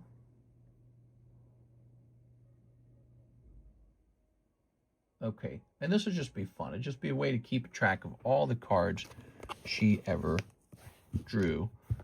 I should have done that at the start. We actually had so many drawings go by. This channel would be full of history at this point. Okay, we'll say went to Hawk Camacho. There it goes. All right, cool. Let's see. Thanks for doing that, mister. I was going to put you into the giveaway as well. We have a little giveaway running. So we'll give you some bonus chances for some secondary cards. Toss this away. Now we can throw the sleeve away. And up here it says Hawk Camacho. And over here it's going to say TCCG. Of course, it doesn't even need that because that's the only place we're going to be sending this. All right, so that, and let's put the date down because I like to know how long you've waited. We need to get this done. I need to push her on that. I told her she has to encapsulate her own cards. That's what I told her. All right. So now I'm not on the hook to do it. She has to do it. There we go. There's Luigi. Figured that's for the best. She's done it before. She's encapsulated her own cards before. All right, here's Spy Family. Here's Poopachu. Poopachu needs to come down. He's been rotating too much. All right. Wow. And in the breaks history, we need to say Quip Art Cubone Hawk 11900. All right. So Quip Art's up. And here's that mark giveaway. Here you go, Mr. Cody. I appreciate you getting that. Honestly, I really do appreciate you getting that split done. You contributed 2 spots to the end when it was really slow. So we'll put you down. How about we do this? We'll give you 2 spots here, Cody. Okay, 11 and 12. So you got 2 spots in the Myrodon as well. How's the DR box moving? It is moving slow, but there are people in it. Pokebox. NH in that break. So we got 3 people out of 19 people. It's got a long way to go. It's a special item. It's actually, if you didn't know this, the Pokemon Destined Rivals box from Scarlet Violet, did you know this, is one of the most expensive booster boxes from that time period. So I already did a good job when I collected from that set. By the way, I know what I forgot to do. I forgot to advertise the stream. I forgot to advertise it in our Instagram account where we are getting right now 500,000 views. Did you know that? We're getting tons of views. We're going to say, we're live right now. We'll post that. Okay, and I'll post that in here too. Oops. All right, cool. There we go. So, we're done with that. We're done with Cubone. We're done with Gastly. And the Star Wars break ended too. Wow, 3 of the breaks ended pretty lickety split. That is interesting. So I guess that means we could probably host something else. Well, first again, I'm going to advertise this guy one more time. Did you guys know that we have this new box split where you can buy a booster pack and we'll all open it together? We can all live together. And we're hoping to pull Chibi Pikachu out of here. Chibi Pikachu, he sells for hundreds of dollars in a PSA 10 if it's a non-holo, and probably thousands of dollars if it is a holo. Yes, Chibi Pikachu is very good. Jump into the Crimson Invasion box break. Let's get it started. I don't think that one will take too long to go off. It's too cheap. It's cheap enough that it will move quite quickly. A hot night for breaks. Yes, it is a hot night for breaks. I suppose I'm able to pick a new breakout, but let me see what's on the table first. So this guy's on the table. This guy's on the table. That's a girl break. Charizard's on the table. Trade breaks on the table. What's missing when I see this? What's really missing from here? There's a 10-spot break. There's no fast-moving modern break. That's a big one. The rare candy is a real big one this time. This is a very impressive card, but it's also a lot of money to lose.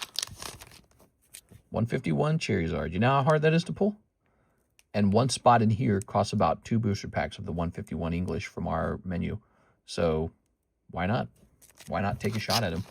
You're taking a shot at him when you open those 2 packs. Put that there. Put these ladies here. Put the Nidoking here. We've got Mario. We've got Mario. We got Krabby. We could probably host a break on one of those new Bowsers. Yeah, Bowser. Aha, there he is. So Bowser is pretty cool. He is large enough that he could just go into the live, or small enough, I should say, that he could just go into the live customs if I wanted him to be a break. I could do like a 31 and 10. I don't know if people would join it. You think people would join a 31 and 10 on the Bowser? That's simple enough. There it is. Ooh. Let's see. So that is an option. We have these new Mario cards. It's me, Mario. Boop. All right, I'm just checking the queues. We finished Star Wars. Yeah, I say we do it because, you know, if we put that into the live customs, we are just adding another non-Pokemon card to the live customs. So why shouldn't we have a break like this? This seems like it would be fun. We'll see if people have any interest in this. I know we've broken this card before, and it finished pretty easily. So this guy shall be a 31 and 10. And he shall be called Bowser. Have you ever considered collecting a Mario card? Well, this is a Bowser Mario card, and he looks delicious. There you go. Now, there's another one for sale. You don't have to be in the break. You can just go buy it. This is for degenerate break enjoyers. If you're a degenerate break enjoyer, here is a Bowser break. So that's one of the new breaks now. After the Star Wars ended, we replaced it with the Jorker Bowser. All right. Thanks for doing that. It still stings, though. Yeah. Here, why don't we give you another card, Cody? I got lots of cards. Here, we'll give Cody a you want a Charmander? I got a lot of cards, that's the truth, Mr. Cody. Here's a little Charmander Gastly. Now that's got to be worth something. I don't know what it's worth. Maybe $10. That's undoubtedly got a value to it. Wait a second, you wouldn't be in this box. Ugh. Let's see. Oh, that's Cody Sabering. Aha, Cody Hodges. All right, we got a little Cody Hodges bonus card in here. Have you considered practicing the 8 Drunken Master techniques? That's right. I will be the Drunken Master King or something. I don't know. I would be using Drunken Master style. Let's see. All right. Have you... Oh, I'll put this here. So you get a little bonus, you get a little Gastly, you get a little Charmander. Just trying to see if there's anything else that's just laying around. Nothing that isn't just pure junk. All right, there you go. I'm sorry, man. So you got a spot in the second chance bag. You got a spot in the free, 2 spots in the free slab. You got 2 cards to your actual bag. Those have a real value that aren't based off of luck. All right. Now, where are we? So I have no orders to fulfill now. We're all done for the night. Thank you, everybody. No, I'm just kidding. We still have slabs to price up, believe it or not. Here they are. Ooh, Detective Pikachu 10. Beautyfly. Wow. Oops. Deepened Bond, Mio and Yuki. Here's Iron Leaves. Here's Ace of Diamonds, Pikachu. Wow. Okay. Some spectacular cards up here. I need that Beautyfly. Yeah, he's cool, huh? He shouldn't be too expensive. It's only a 9, but it is a holo. Let's see. Detective Pikachu. Honestly, this guy seems like he would be a break. I don't know. Do you guys think that would make a good break, Detective Pikachu? I think back when he first came out, he made a fantastic break. Let's just see. Detective Pikachu 050. You haven't seen the Jackie Chan Drunken Master movie, mister? Haven't I? Is it really old? My dad made me watch a lot of Jackie Chan movies. Back when he wasn't like a comedy star, more like when he was into the kung fu scene and, you know, he was doing wah and all that kind of stuff. Like Bruce Lee. He loved that stuff. He ate it up. He's like, it's real kung fu. All right. Oops. Detective Pikachu, huh?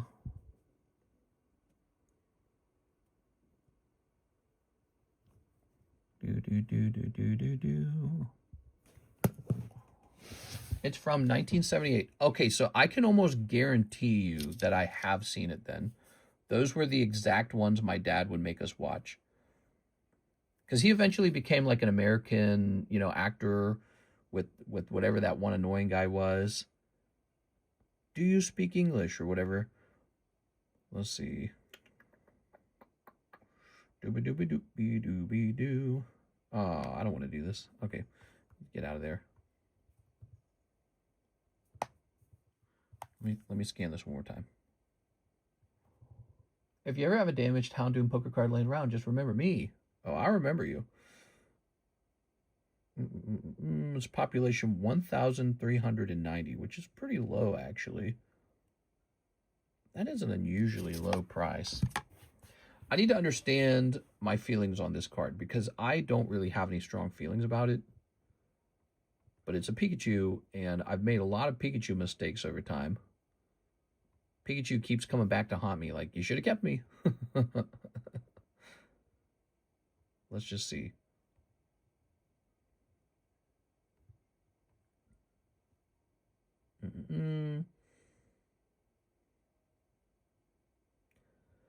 He last sold at a high price of $580. Looks like a lot of them have sold over time.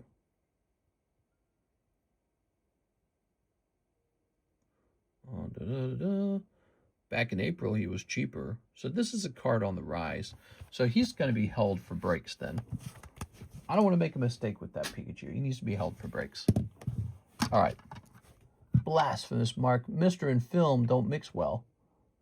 No, it does sound familiar when you said it. It does actually sound familiar. And my dad, not only did he make us watch every single Bruce Lee movie, he pretty much made us watch all of the Jackie Chan movies too. And I'm not talking like, again, the funny, happy Jackie Chan movies. All the hardcore kung fu ones. My dad was obsessed with that stuff. We are. He loved it. He thought it was so real. Yeah, he was obsessed with all that kind of stuff. And I remember Jackie Chan movie after Jackie Chan movie after Jackie Chan movie going by. All right. You had to read the captions. They didn't have it in English. There was no English words. My introduction to Asian film. Okay. We're going to say Beautifly. Oops. Beautifly Ruby. What do we get? Not very expensive, actually. So we're going to be able to price this bad boy up for... When was this one graded? Ours has got a new cert. I'm going to grade... Ours is going to be $5 more expensive because we have a better certification on ours. Not a big difference. It shall be $65. So there it is. Beautifly, $65. Nice. Have you ever had gefilte fish? Oh, you have to try my gefilte fish. No, I've never had it. I hear it's good, though. I've seen it.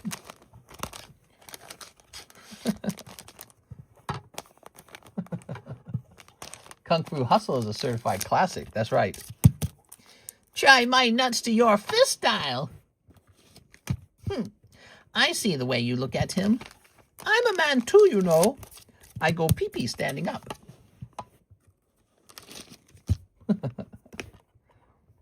What is wrong with this slab? It's already got, like, stuff on it.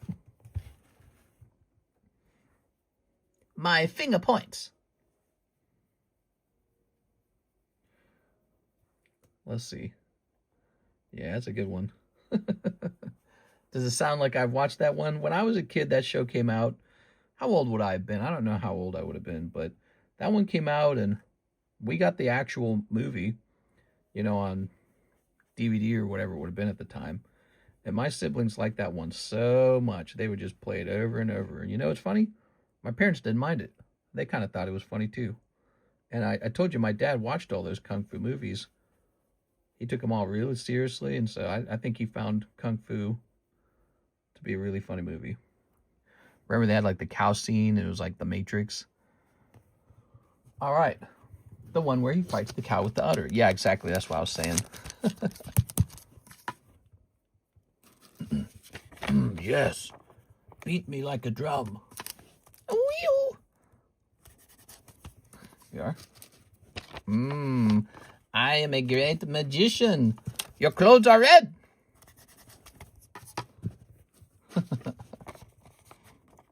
There you go. It's too bad that guy didn't make a sequel, man. That show was great. He should have. Maybe it was all for the best, you know. Maybe it would have been bad. Sequels never hit the same. All right, this is called Deepened. Let's just call it Mio. So Mio 089. Take me, man meat.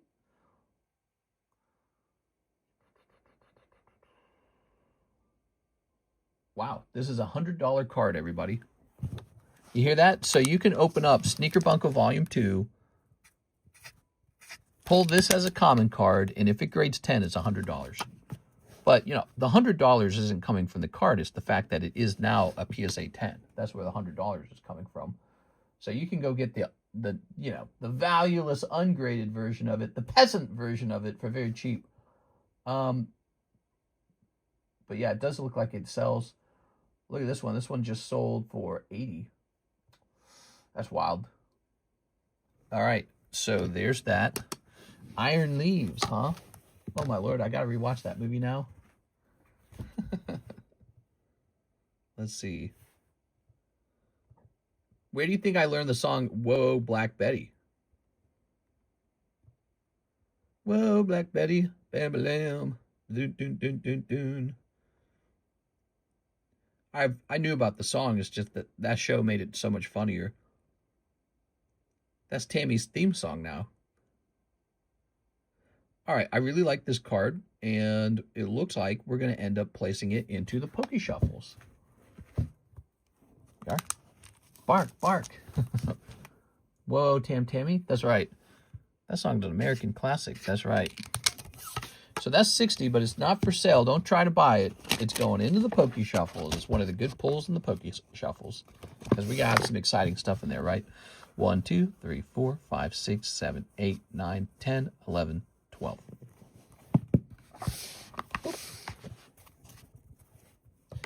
Whoa, Tammy, Lam. Whoa, Tammy, Lam.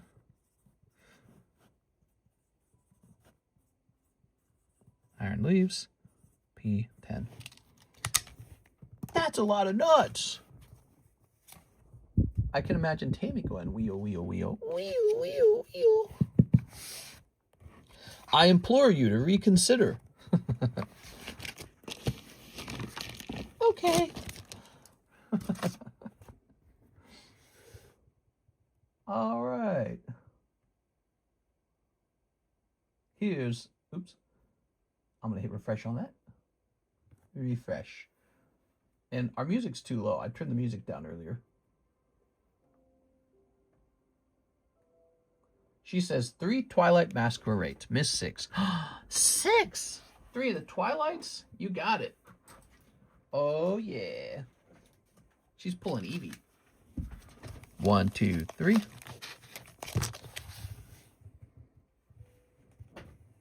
Let's see what we got here.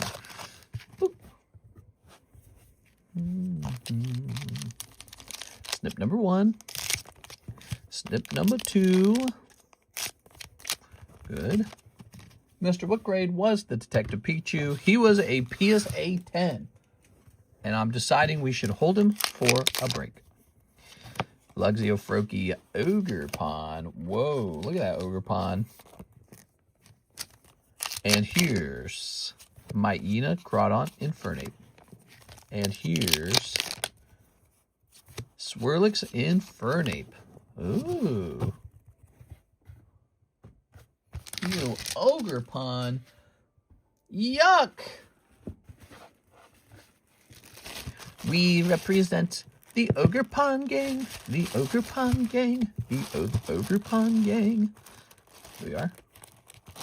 Mister, that's not Eevee. I'm sorry, 6. Oh, 6. If only the Eevee popped out every time you spent $30. Then the Eevee would be worth less than $30. It'd be a $5 Eevee.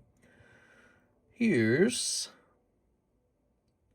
a pricey Pikachu. Poker playing Pikachu. All right, very good.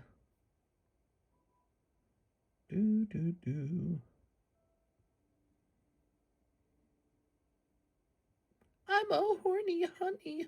Whew. What to price this bad boy at?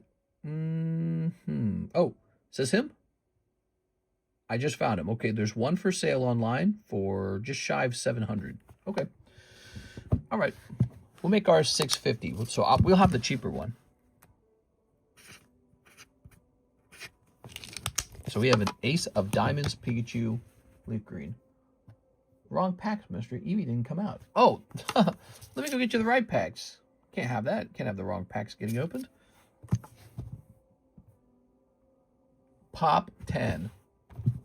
Once again, a truly rare playing card. Definitely not cheap. Stop it, mister. I'm dying from laughter. Here we are. All right, let's see. Here's Ivysaur. Here's Uta. My nipples look like milk duds. Here's Jirachi. Here's Kabigon. You guys probably never watched that movie. Who never watched Kung Fu? Wait, what was it called again? Kung Fu Hustle? Hold on. Now my brain's blanking on it. Kung Pao. That's what it's called. Kung Pao. Kung Pao, Enter the Fist. And that would have been the, what's that thing when the movie theater gives you a chance to stand up and go to the bathroom? Intermission. Here it is, intermission. I'll get the large popcorn.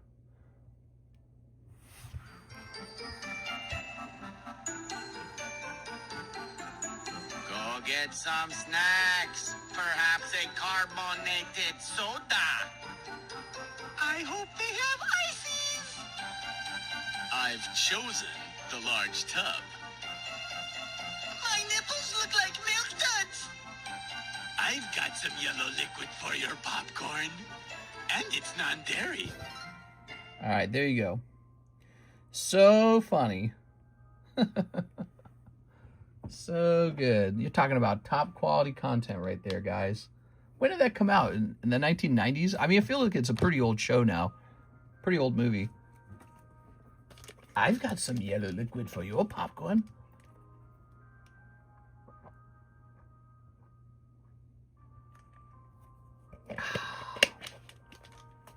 If you've never seen it, it's a pretty clever movie. The idea was they would take a real kung fu movie and then they would dub over it, and they inserted a person into the movie too. So I was like, I don't know how they did it so well, but it turned out really well.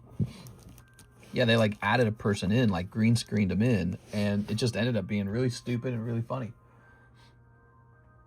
All right, what do we got going on now? So it is Tuesday night, 4 a.m. The stream is not over. I forgot what happened in the ending. I remembered there was like a pyramid or something. Gosh, actually, yeah, I don't remember either. He had the tongue, right? And the tongue would like win. And then, yeah, there was a pyramid. I don't remember the ending. You're right. It must have been a bad ending. So next up, we have an order from Mr. Matthew T. He wants a Star Wars Galaxy 1, 5 of the Nibble Arena Brown Dust, and 1 of The Boys Upper Deck. Yes, we have The Boys. A fantastic TV show. It just had its finale, and I bought a bunch of The Boys booster packs, and we opened a lot of The Boys booster packs. But nobody has pulled a signature of the main character, Homelander, so we still need to keep opening those. I was hoping we would pull one, and we did not. So here's this. And then 5 of the Nibble Arena Brown Dusts, which we keep right here. These are really cheap. These packs right here, very sexy, very cheap. 1, 2, 3, 1, 2, 3, 4, 5. We have 5 of those. Get me Eevee or I sleep. Mister, have you watched the show From? No, I've not watched the show From. You know what? Karis and I somehow started watching The Walking Dead again. We wanted to see the old original series seasons when it was like really good. And it is, it's fun. If you go watch Walking Dead season 1 and 2, it's really enjoyable. I think the season 3 is really good as well, if I recall. There you go. Good, good. Actually, I think the show stays pretty good all the way up to Negan. Like, I think it gets to a point where you start ending up with too many new people and it kind of wears you down a little bit. But then Negan is around the time that the show really goes off and becomes a new thing, and it's just not as good. Not as... What? Look at you. 1 pack and you immediately pulled a Homelander action figure. You've done well here. All right. Look at you, man. That's great. Look at that, everybody. That's the only one we hadn't pulled. Is it like Game of Thrones seasons? Are you talking about The The Walking Dead? 6, have you ever watched The Walking Dead? Here it is. It's basically just a zombies TV show, and it's pretty famous. It lasts a long time, and it's just a bit of fun to watch. If you like zombies, you're really going to like it. If you don't like zombies, you probably still like it. Because the zombies at some point just kind of become a background noise, and the movie becomes more about, or the TV show becomes more about the people in the show. How it was good, then got bad. Nah, it's not quite the same. Well, maybe. Game of Thrones kind of drawed on toward the end. They just kept adding season after season after season, like they wanted it to last forever. And, you know, there was the romance between the dragon girl and the other guy, and they were related to each other too. So I was like, it was a pretty convoluted story at that point. But the ending of Game of Thrones, nobody liked it. Nobody liked it. I felt like they emasculated all the men toward the end. And then there were other people who felt like, you know, they didn't like that the girl went crazy. They wanted her to have a happy ending.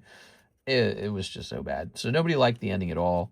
It felt really dialed in and rushed, and like they threw a lot of stories out really fast. If I ever rewatch Game of Thrones, which we tried to do that and we didn't make it too far, I'll reevaluate the ending and do a synopsis of it. Yeah. Now, with The Walking Dead, it's a little bit different. They have this problem with The Walking Dead where they keep adding new characters and killing off main characters, and the show just feels really different as a result of that. And then, I don't want to sound cliche, but at some point, the show starts to feel kind of woke, in my opinion. It starts to feel kind of like weird. It just doesn't have the same feeling to it anymore really late into the series. It feels like the show's more about political commentary, and early on, it's a love triangle. And there's a lot of philosophy in the early episodes. Here we go. You got it? Wow. First pack, you got a signature. There's a lot of philosophy in the early episodes. The early seasons talk about concepts like suicide. Whoa, you get it twice. Look at you. Not bad at all. So it's two different signatures. That's interesting. Well, I hope you like the bunny girl. But, you know, there's a lot of philosophy in those early episodes. Now, in the later series, I think it becomes more about modern political commentary. And so that's why I feel like the show kind of falls off a bit. But also the characters are just so annoying at the end. They're like, man, they're hard to deal with. There's something actually that happens near the end. Whoa, she's so naked here, but she's not naked. But it's like extra lewd somehow. All right. Near the end, all the characters are like, there's so many fat characters near the end. It drives me nuts. In The Walking Dead, I'm expected to believe that everyone's got time for like their makeup to look good and their hair to be good, and they're like heavy and out of shape. And it's just like, none of this is making sense to me at all, dude. They had like the CGI tiger at some point, and I don't know, it just got way too weird. And I didn't really understand what I was rooting for anymore. Like in the early seasons for The Walking Dead, you kind of knew who you felt was a good guy or a bad guy, or, you know, you played out the ideas in your head at least. Near the end, you're like, what's going on even? Who's a good guy? Who's a bad guy? What do I care about? So, and the scenes just draw on forever, too. It's like, yawn, skip. That's the only way to watch the final seasons of The Walking Dead. You have to watch it with a remote controller in your hand so you can skip every slow dialogue. There we go. All right. I've never seen The Walking Dead. Well, you're very lucky because that means you get to watch the whole thing fresh. Yeah. Why don't you try watching it on, try watching it around October for Halloween. That'd be fun. You can start it like October 1st. And it could just be like a Halloween binge because it does take place in a world where there's zombies. But it was a pretty famous show when it came out. You know what was interesting about it? Was it just had like these record views when it came out. And it created this new formula for TV shows where they were trying to prove that instead of sending people to the movie theaters, you could just watch like an hour or hour and a half long episode at home of a highly edited, super high quality filmed TV show. And that was new for its time. That was kind of a new idea that you could have a movie quality TV show. It's as good as a movie, but you're just watching it on TV like it's a TV show. But let me look this up. When did Walking Dead come out? Get this, guys. It came out in 2010. Oh, and it came out in October. See, that makes sense. It came out for Halloween. Came out in 2010. It's been 16 years since that show came out. That's crazy. And also another interesting thing about it, they're still making Walking Dead content. They did like spin-off series. So there's an F ton of content now. All right, let's see what's next. I'll give it a go. That sounds fun. All right. You tell me if you like it or not. You can give us the 6 review on it. Here's Miss 6. She says, "To Twilight." All right. Ta-da! Okay. For a man who said you don't believe in true love and loves watching betrayals, you surely do love romantic series. I didn't say I didn't believe in love. I think love kind of is sort of a thing, right? I think that the brain is designed to sort of get attached to things. There we are. All right, Miss 6. 2 Twilights, particularly Twilights with Evie in it. All right. I mean, I don't believe in love in the sort of like magical sense, like a spiritual concept of it. But I think that there's some kind of, Fionn, that's not Evie either. Oh, man, you're just going to have to accept this really well-centered Fionn. Is it Fionn? How do I say the name? All right. There we go. Don't forget the choice-based Walking Dead game, too. Oh, man. So, 6, there was... He didn't mean to say choice. He meant to say first, I'm pretty sure. There was this Walking Dead game that came out. It was made by Telltale Games. And it was, like, famous because it was so fun. And it was, like, a really different sort of game. It was like an interactive story it was more of a story than a game. And yet it was still a game, but it was just like so densely story-based. It had like this really bizarre feeling the whole time. It was pretty amazing. Like, it's pretty unforgettable. I played it and I was shocked by how good it was. And then I made Karis play it and she's like, wow, this is the coolest game I've ever played.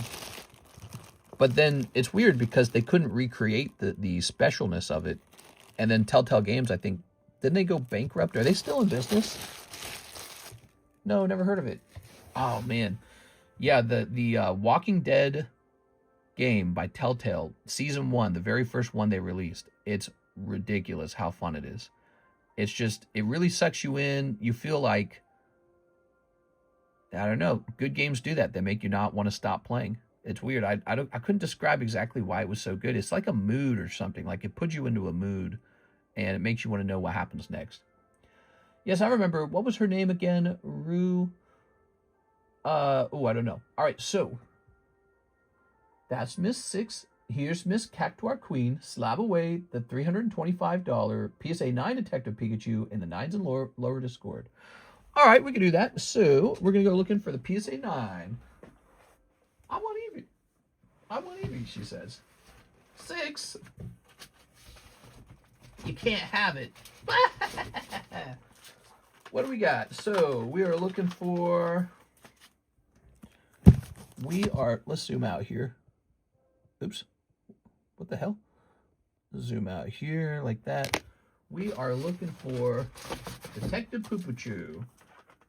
Oh, I found him right away. Look at that. That's always nice. Slab away.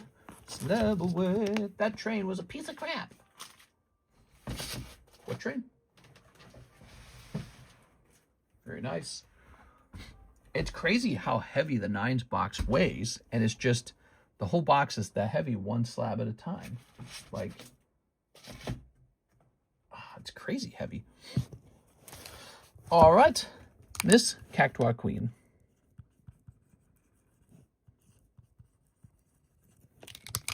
Okay, so you'll have about $15 from that store credit to actually put toward the card. The card will be a $20 slab away fee.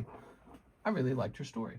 Yeah, don't do any spoilers though, okay, guys? It sounds like 6 might be interested in watching the show, so that would be sad. Okay, no prob. I already did it. Let's see. Slab away. In the arms. So we're gonna say July 26th, Cactuar Quinn. PSA 9, Detective Pikachu. $325. Now, we apply $15 to that. $310 remains. All right, you've started a Detective Pikachu. Ever since these big PSA returns have come in, we've seen an uptick in Slabaways because we actually have cards finally. Okay. Boop. The train scene on the Walking Dead game, getting that thing started was stressful. Yeah. Again, don't do any... Well, I don't know if Six will play the game, so I don't know. But yeah, it was a lot of fun. I really enjoyed it. And then I enjoyed it so much, I gave it over to Karis, and she played it. We played it on the iPad. How interesting is that? And then I believe Karis bought Chapter 2, which was a separate game, and she didn't like it as much. Yeah, she ended up not liking the story as much in Chapter 2, or maybe it just wasn't as exciting the second time. I don't know. Like, it was an original experience the first time you did it. And the second time you did it, maybe it just wasn't as exciting. Couldn't tell you. But she didn't end up buying Chapter 3. Maybe she should. I'd watch her. Let's see. I remember the other guy I hated who was always a jerk. I just paid $10 to Roku. Great. That's probably for the friendly channel where I'm watching the Squatters show. Is it worth it? Is it worth it? Paying all this money? All right. And here is... Ta-da! Wait, we already did this order, right? Yeah, we already did that one. All right, good. So it looks like we're all caught up on orders, and we're 2 hours in, but we can just keep going. So let's go ahead and pass up some of these. All right. Ooh, Team Rocket Zapdos. Very nice.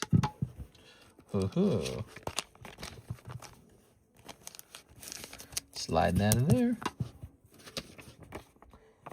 Team Rocket Zapdos, huh? And what's the population on this? I was thinking, I sleep because no EV. No! 6, you need your beauty sleep. Population 1,000. So it's a promo Destined Rivals Zapdos with a population of 1,000.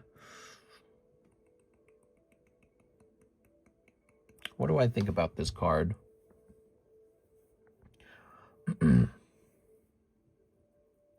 I love it. It's a Team Rocket card.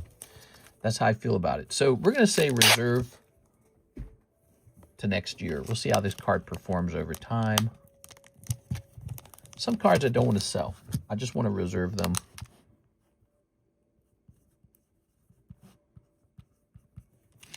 I just want to age them like fine wine. Like these guys. Don't you guys want to age some of these? Whoa! I ran into these earlier. That's crazy. How did I end up with so many of these? It says here I paid $1,000 for this one last year on $325. And then by $625, it was only $1,075. So it had barely changed. The price on these right now, these Rayquazas right now, $3,000 now. That seems pretty high. Crazy. Females work 9 to 5 when the men work from 6 to 2. What? 6 to 2. 6 a.m. to 2 p.m.? 6 p.m. to 2 a.m.? I'll put this back. All right, there we go. Let's see. Dang, mister, let me do a Slabaway on one. I know. Everyone asked me for that, and I have to turn them away because I'm trying to save them, trying to age them. Here's Gyarados. Would you guys like it if we hosted another Rayquaza break? I think it's possible to do it. Here's Galarian Slowking. Okay. Here's Ninetales from Leaf Green. That's so cool. Looks like a really smart looking Ninetales too. Look at that facial expression. Nice. I love how the artworks actually seem like they're fire red, leaf green artworks. And then Gyarados. Oh, baby. Wow. It looks so clean. It's kind of crazy. Such a good illustration. All right. Okay. Ta-da!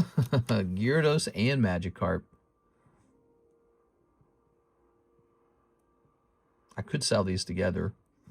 We can all live together. Are they sequential? They are sequential. Oh, that's fantastic. So, let's take a quick look. When I say that, Miss Six, we can all live together, that's actually a Walking Dead reference. All right, let's see. Because you have this main character, Rick Grimes, and he always talks like over-exaggeratedly. Well, we do not have one of these Magikarps for sale online. You can't find them.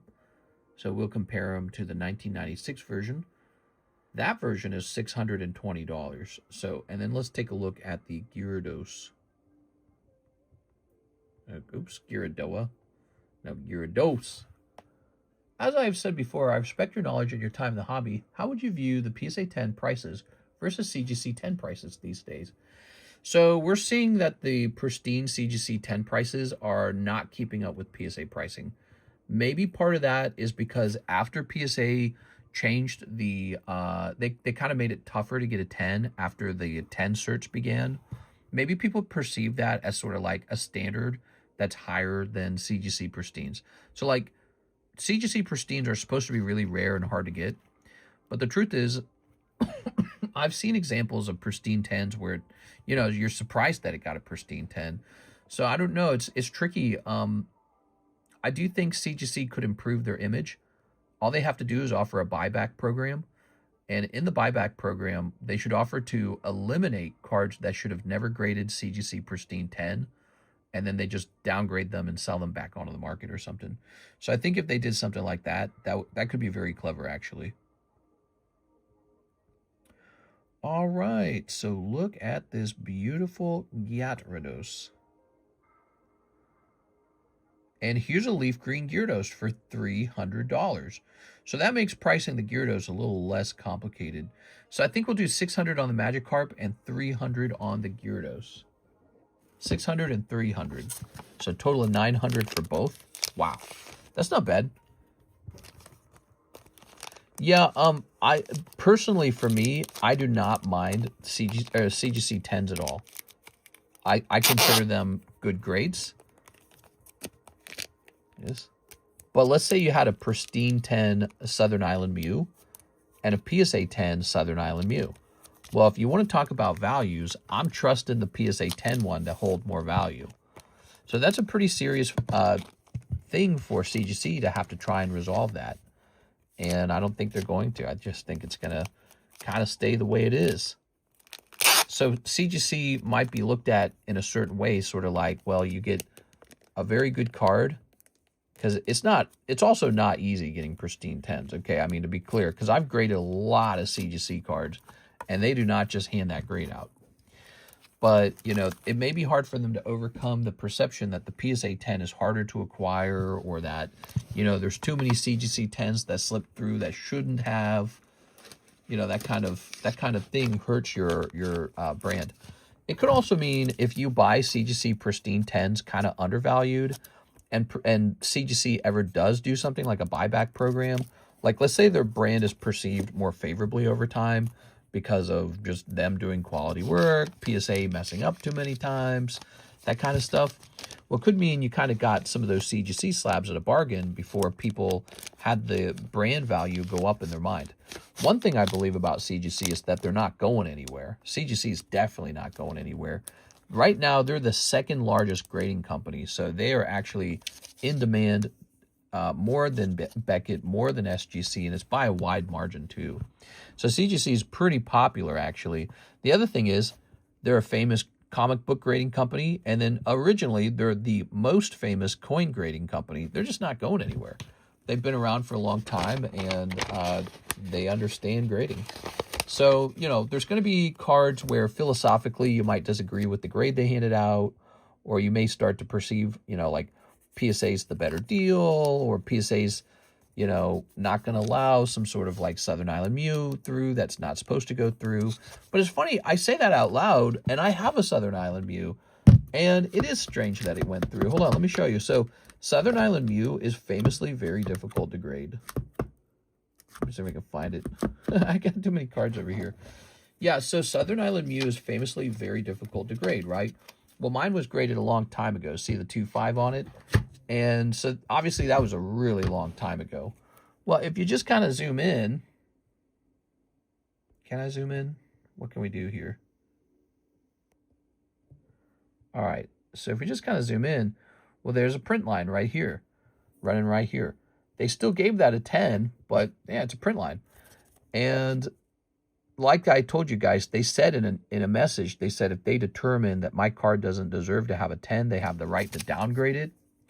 And they decided to keep it at 10. So that's lucky for me. Well, let me go ahead and fix this now.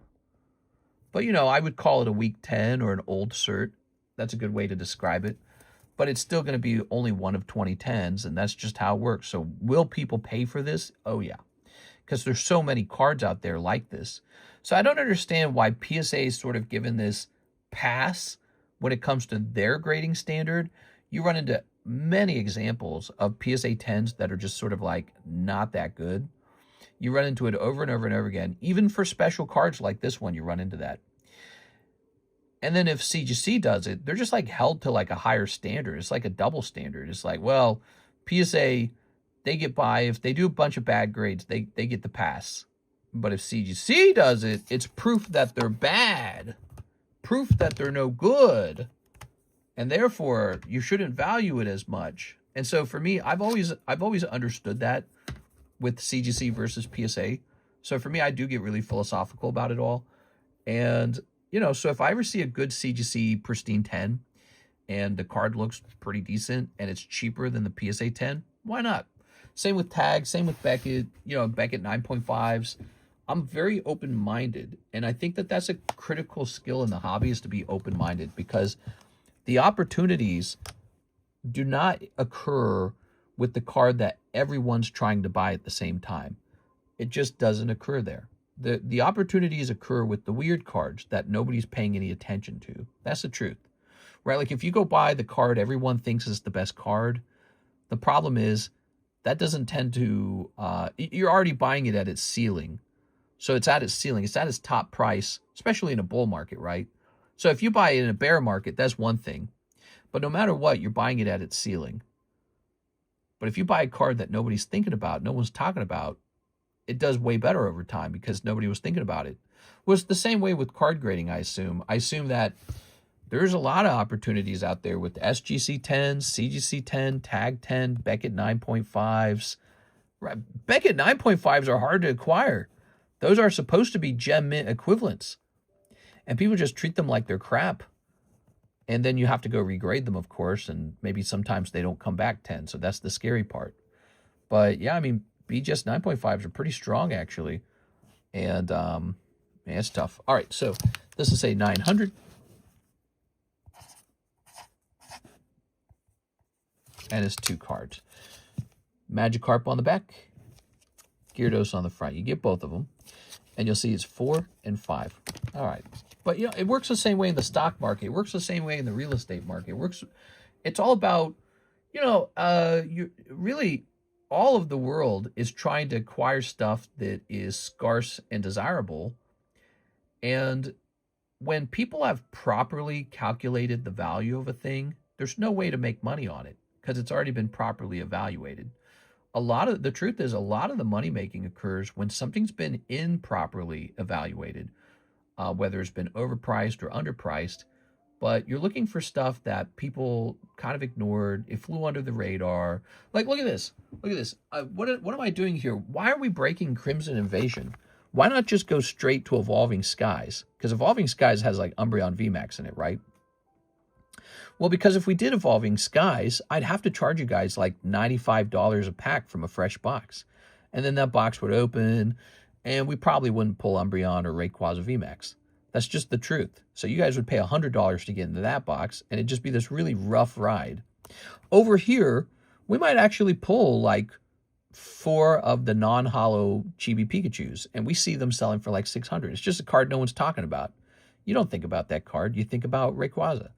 And it's the same deal. Like, we have a good chance to pull a reverse holo version of that Pikachu. Now, if you get lucky and that grades 10, that could be like a $3,000 Pikachu, or maybe $4,000. I don't know.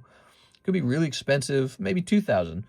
But whatever the case is, no one's talking about Crimson Invasion. It's cheap. And there's so many other cards in here, too. So many holos that might do well. And then there's a nice Gyarados in here. So I like to look at stuff that maybe is a bit ignored. They even have a term for that. Buy the rumor, sell the news, right? So they have a term for that. But for me, it's about understanding where the market has less research than I do. And then because I have more knowledge than them, I'm able to see where the opportunity is. Give me the details on the break. So this is called a box split, just like a pack split. You get a whole booster pack, though, and it's $27. We host these all the time, but in the last couple months, we haven't hosted one. I don't know why. I guess I just didn't feel like it. But we're hosting one again. So anyone who's been around on this channel for a while recognizes what we're doing here. $27 per pack. When the whole list is filled out, we open the whole box at once. Now, there is a nice advantage to that.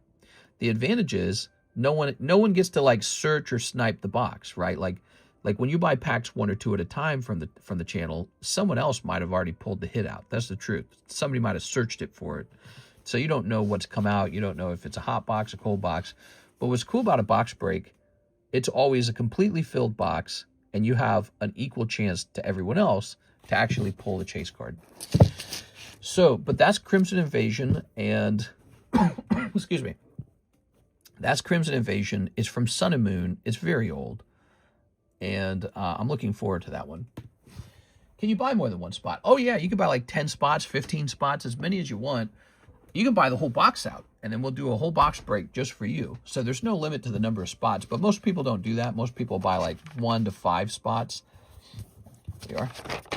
When it's really expensive, most people can't afford to buy more than 1 spot. So sometimes, like the last box split we did was Ancient Origins, and those booster packs were like, what were we doing on them? Like $240, I think. Those were pricey. How much did you pay for the Mew? Oh my gosh, the Mew has such a fantastic story. Southern Island Mews, I've told this story multiple times. Bought it from a guy on Instagram for $5,000. I thought I was getting a great deal. He had he sold me a Mew with a deactivated PSA cert, and that was because it was suspected that the card could be a fake. So PSA had deactivated the certification on it because it shared a certification number range with a card that was fake. So when I received it, and somebody in the audience pointed out that the code had been deactivated, my stomach dropped. I thought I'd been ripped off of $5,000. I thought, okay, this guy was playing hot potato. He was getting rid of the card. He didn't want it. He didn't want it because he knew it was deactivated. And he didn't tell me that. He didn't volunteer that information. He just took my money. So PSA told me they're not going to refund me if it's a fake card. They told me I have to pass along legal documents to the guy, and I had no clue what his name was anymore. I've got no idea how to find him. Presumably, I would have had to go through every single Instagram message I ever received, because eventually I would find him. But you know how many messages I receive on Instagram? It's ridiculous. So it would just take me hours to find him, and then I would have to presumably serve him those papers, and maybe he would respond. I don't know. But PSA was telling me they're preparing like legal papers to hand off to him if the card is fake, but that they weren't going to refund me on it. So in other words, it was going to be like a legal threat. Hey, you're going to tell us where you got the card, and you're responsible for the refund to me. So that's what they kind of explained. They're like, we don't refund you. We help you go after the guy who sold it to you. And then the other thing is, so initially I didn't send them the Mew because I was so stressed out over it. I was devastated. I thought I'd had this card that I really wanted. I'd only ever seen it listed for $20,000 online. It was never cheaper than $20,000. Here's this guy comes along, sells it to me for $5,000. I thought I got this amazing deal on this like Holy Grail card that to me is a Holy Grail card. Devastated to find out it's deactivated. Devastated to find out PSA's telling me if they discover it's fake, they're going to basically get rid of it for me and give me legal papers. So I thought, not only am I out $5,000, I'm going to miss out on this card I really loved, and I'm just never going to own a 10 of it. Now, I stared at it back and forth with real cards and a variety of slabs. I'm like, this has got to be real. This is a real PSA slab. Every dot, every detail's in the right. So I was pretty convinced it was real myself, okay? And I didn't send it in to them for a while because I was just too stressed out. Finally, I contact them again. I say, okay, I want to send this in now. And they give me another warning. They say, if the card does not meet our standard for a 10, we are going to downgrade it from a 10 to a 9. And then they told me I'll be owed whatever the difference between a 10 and a 9 is. So they told me that when I told them, hey, I want to send this in now. I send it in. I've pretty much given up on it emotionally by then. This is like 6 months later, maybe 8 months later. I've given up on it emotionally. I'm like, I'm prepared for them to give me the bad news. And you know what? They turn around and say, the card is real and you get to keep the 10. I was like, damn, that's so good. I was so pleasantly surprised. They said, we discovered the card was authentic and we will not be downgrading it. So there you go. That's the story of that Mew. So now that Mew, I think it has sold for $100,000, hasn't it? Well played, mister. That's a $100,000 card. I know. I feel very lucky. And I know that that's a very expensive Mew now. Mew Southern Island. Let's see if it's sold. Let's see. I knew it was rare because even back in the day, you could only find it for $20,000 back in the day. There it is. Okay, sold in May. Check this out, everybody. You ready? Sold in May for $140,000. So from $5,000 to $140,000 potentially, if I could find another seller or another buyer willing to take it off my hands at that price. And let's look at the certification on this one. Look at the cert. 2.7, no better than mine. I mean, it's slightly better, but, you know, it's the same range. So 2.7. Oh, and the nice thing, mine has been recently re-encapsulated by PSA. So they re-encapsulated it when they tested it. So they said, yes, your card passes as a 10, and, you know, it's authentic. So, you know, I consider it kind of a weak 10, despite that, because we showed off that it wasn't perfect. But that's what they were doing back then. They were handing out weak 10s, and now it would not pass as a 10. But you know what? How else are you going to acquire 10 of that card? You just won't. So it's a weird thing, isn't it? And I'm sure that that card that you just saw on the screen, probably not perfect either. It was me who sold it to you. Mwahaha. Jesus Christ himself wouldn't believe it. Wow, congratulations. Let me go ahead and look up a price on this Ninetales real fast because I've been saying blah, blah, blah. Anyways, that's the story on that Mew. And so not only is it a huge gain, but it's a very lucky story that's fun to talk about. Here we are. Let's see. Yeah, that guy was playing hot potato because he thought it was fake. He was scared that the... Oh, here we go. Leaf green Ninetales, 400. Easy. So there's already one up on eBay for 400. We can just copy that price. But so it was easy. I'm sorry. I'm just talking about the price was easy. Finding this price was easy. It was interesting that he was playing hot potato with it because you find that people acquire these cards and then it has a problem and they don't want to keep it. They want to pass the problem on to someone else. So I think another place where that happens a lot is when the pack is fake. So sometimes I will buy like a vintage booster pack and it will be a fake resealed scam pack. And then I'll look up who I bought it from and it's like some really reputable seller. And it's either a moldy pack or just a damaged pack or something like that. And all I can think is this is somebody who's kind of suspecting that the pack is bad. And instead of chasing down who sold it to them and figuring out how do I fix this, they just want to pass it to the next person. So I call it hot potato. People get bad stuff, scams, you know, they get cards that are, you know, there's something wrong with them. And then they don't want to be the one to fix it. They want to pass along to the next person. And that's just an easy way for them to get out and get their money back. All right, let's see. Mister, I shipped a card to you to give away to chat when it gets there. Oh, very cool, man. Well, I appreciate it. Wow, this Galarian Slowking is pretty affordable. I'm actually kind of impressed. What's the population on this card?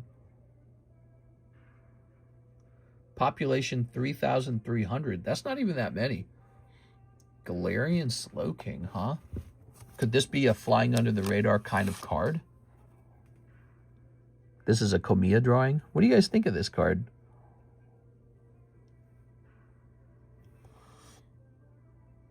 It's Galarian Slowking is the problem, but the drawing's so bizarre and interesting.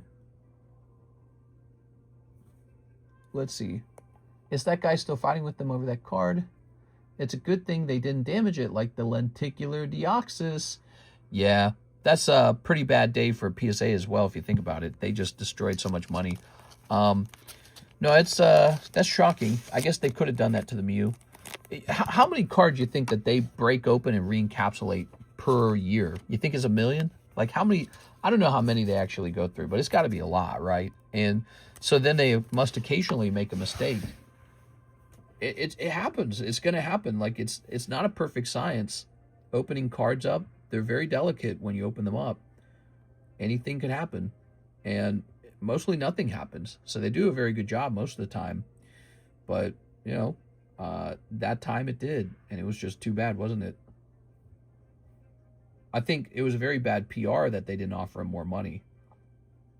So they shouldn't have been selfish.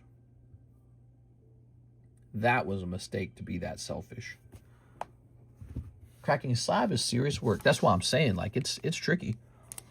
So this card can go into the Poke Shuffle. So I think it will go into the Poke Shuffle. He's going to go in for 90. Okay. So that's going to be a 1, 2, 3, 4, 5, 6, 7, 8, 9, 10, 11, 12, 13, 14, 15, 16, 17, 18. The Poke Shuffle has taken on some pretty heavy cards, and so what you're going to find is bigger hits and a lot more cold cards because it requires more cold cards to fit one big hit into the box, right? P10. Yeah, that's the story of that Mew. It makes me very happy. I'm very lucky with it. At the time that I bought it, I had looked online for that Mew many times. That Mew was a very good memory from my childhood. And I only ever found the Mew PSA 10 for sale for $20,000. I never found him cheaper than that. And back then, $20,000 for anything was like outrageous amounts of money. It was just so much money to pay $20,000 for just some Mew, you know, some Mew. He wasn't first edition Charizard. It's just some Mew, $20,000. And so now he ends up being one of my few holy grails. Some cards are truly holy grail cards, you know, and I think he's one of them. He might be the best Mew in the hobby. Either him or maybe the E-Series Mew from the Expedition collection. I'm trying to think, any other Mews? Do you guys think any other Mews cost more than that? I think that the Expedition Mew is really special too. Let's see if there's one for sale. It's a very pretty card. I used to own it in Japanese. Here's the reverse holo for the Expedition Mew. They want $120,000. It's just outrageously expensive, dude. It is. Yeah, I don't know. Oh, I gotta put this up in this. There you go. Okay, can't sell that. I gotta put that up in that box. Galarian Slowking. I can't make a choice, a decision on it. Wonder what would happen if the PSA facility burned down. I don't know, dude. That's a big deal. Billions of dollars maybe would be lost. Yeah, they can't have anything like that. Expedition is the most expensive one at $250 or $155. I don't remember. Correctly sold by TCA. Yeah, well, you know, the Mew sold back in May. So if an Expedition Mew sold more recently, then we don't have any examples of what the Southern Island Mew is worth. Let me check. I'm going to check eBay real fast, see if there's a sold, because TCA tends to sell from eBay. All right, sort by highest price. Oh, here we go. Okay, so this would be before the Southern Island Mew, I believe. So, did I say that correctly? Yeah, I think I said it correctly. So, yeah, that's the most expensive one right there, guys. So, Expedition Mew and then Southern Island Mew. Let me take a look at this guy. Wow. Well, look at him. He's popped 27. Well, you know, what else is really interesting is, look, he didn't put it in auction. He put it in buy it now, correct? So, here's a funny thought. maybe the guy who sold the Southern Island Mew shouldn't have listed it for 140. Maybe he should have asked for 200, because this guy's pop 20. He's technically more rare. This guy's pop 27 and this guy's pop 20. And I'm not trying to say anything bad about Expedition Mew, because he's a great card. He's very good. But I'm just saying the other guy listed it for 140 and then it sold. Oops, maybe he should have held. Or maybe he should have asked for more. All right. So, and speaking of which, let me see if this has changed over time. Let me see if it's 21 now. All right, let's see. It's still pop 20. So here's another interesting fact. There are probably still sealed boxes of Expedition out there where you might find another PSA 10 Expedition Mew. You're not going to find any more of these, because this was a weird promo. I don't think any of those promos are just floating around still waiting to be graded. Offer received. I got an offer on a Umbreon card. I wonder if I should accept it. Just a trick or trade card. So I just listed a trick or trade card on PSA eBay Vault or whatever it is, and somebody wants to buy it for 200. Let's see. I'll show you guys that, because sometimes we price cards up and you guys maybe don't believe what it's worth. So check this out. Here it is. Trick or trade Umbreon right here. And he's just a common. And somebody wants to buy it for 200. What do you guys think of that? He's just a common from the trick or trade packs. So sometimes those trick or trade cards are selling at like outrageous prices. And yet it's not that crazy if somebody's out there spending that money on it. It's just a desired card. Look at this. They want to buy my Golden Burger King Pokemon Gold Charizard for $91. Dang, dude. That's such a ripoff. $91. My God, dude. I'd want to sell that for like $200. How much, let's see how much one is listed for. I'm going to buy my Golden Burger King card. PSA Burger King Gold. Burger Ling. Burger King Gold. It said Ling again. I'm so bad at typing. All right, I fixed it. Charizard. What's the biggest grade on these? Oh, what are these? Are these all Charizards? Oh, interesting. Do they only grade the Charizard?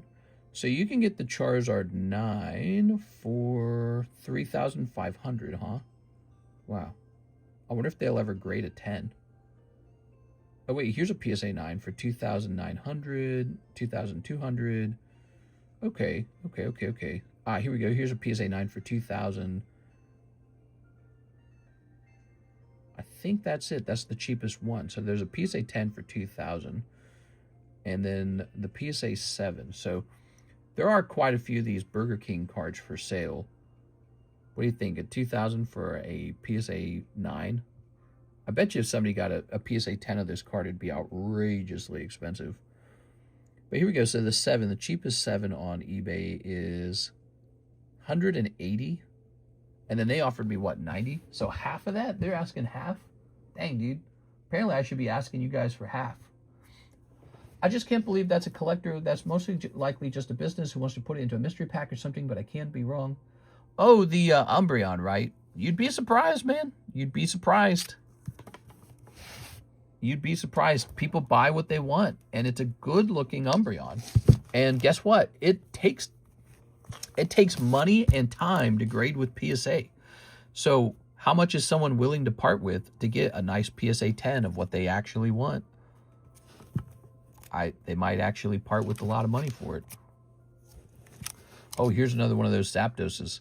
So I don't know if I want to sell these Zapdoses. I kind of just want to stack them and see what they do in a couple years. We can't sell this guy. We pulled him ourselves. So we can't be selling this guy. Charmander. Cigarette Charmander. I sent PSA some of these Torakarutas, and they sent them back and wouldn't grade them. So I graded the world's first Cigarette Charmander, and then I tried to send them more, and they won't grade them anymore. So I don't know what to think of that. That's the Tyranitar artwork in the upcoming 30th anniversary collection. Awesome. We just got this back from PSA, so this is a recently graded vintage Erica's Dragonair. That's really nice. This was one of my favorite last big purchases, is the Shining Tyranitar. I got him for 15. Stupid amount of money, man. Very lucky on this Gengar, just like the Mew. The Gengar just sold for 200. So just between these two cards, maybe about 340,000. Man, that's a lucky thing. That takes you from being maybe like middle class to having like $1 million. I don't know if that's still middle class, actually. But I'm only 37. I'm not that old to have $1 million worth of cards. I think I have more than $1 million for now. All right, guys. Well, it's 5 a.m. Let's work on this giveaway, and let's work on the second chance card. So it's time for the second chance card. I need a cigarette now. I'm getting you a cigarette. So the second chance card shall be...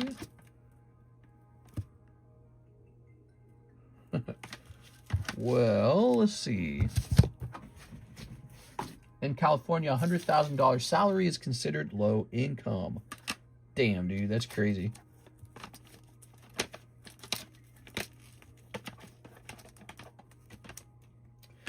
Let's have it be...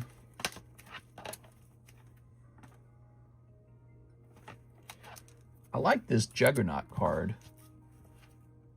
And then the second card, I was thinking of doing 2 cards. What do you guys think?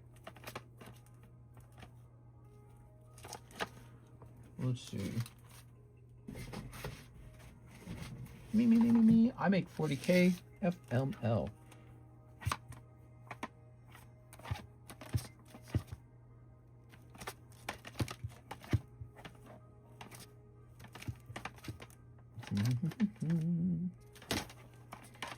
I'm gonna let the second card be this Command Tower. So in total, we're gonna give away $75 plus $45. Also, the Juggernaut has an E on it. That's E for eBay. So I'm gonna go take them off of eBay. All right. Let's see. We better take this guy down because he'll ironically sell right after we get rid of him.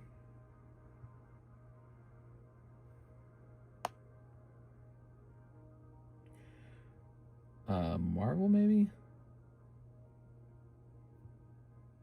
Here he is. Juggernaut. Oh, there's 9. Look at this. So there's actually 9 people watching that card. So somebody actually wants it.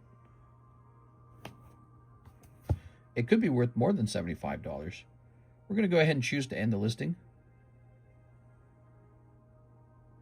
All right, cool.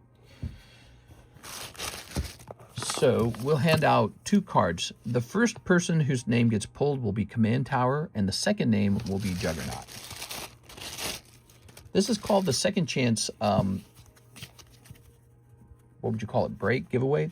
This would be the second chance giveaway for people who just had very crappy luck in the month of June. We're starting July now. So if you get really bad luck, we put you in this bag. Although this bag consumes a lot of energy cards. Maybe I need to find another way to do this. That was just me going back and forth on it. Sorry. What? There you go. So we got a number of these.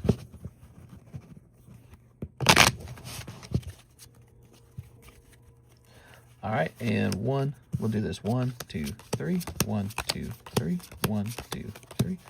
So this will give it a nice broad shuffle. Every single one of these energy cards represents when someone had a miss of around $100. Shows you how unlucky people can actually get. But it's the end of the month. And these are sort of like our bounty cards. You know, some channels do bounty cards where if you pull a big card, you get something on top of that. I do it the other way around. If you get unlucky, you get a bonus card. All right, somebody give me 2 numbers. How's the summer heat treating everyone? It's midnight here and it's still hot. It's pretty easy, actually. Yeah, it's not so bad. As long as the power doesn't go out. 7. 1, 2, 3, 4, 5, 6, 7. And Cody Hodges says 7. 1, 2, 3, 4, 5, 6, 7. All right. This guy gets Command Tower. Javier. And this guy gets Golden Juggernaut. Now, this guy might be pretty good. He might be underpriced even. He's a numbered card. Look, he's out of 50. 9 people were watching it on eBay. Javier. All right, double Javier this time. Wow. I can throw all these away now. Double Javier. That's nice, because that guy, you know, he's kind of kept us busy for the last month or so. I'm going to update the breaks channel.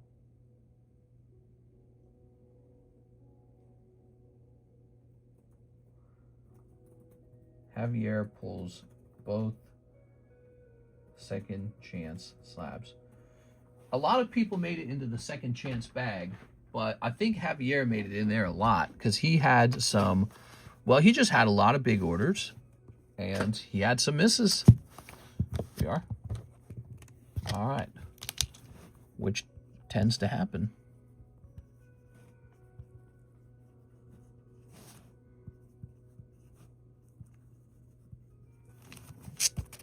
Says second chance at the bottom.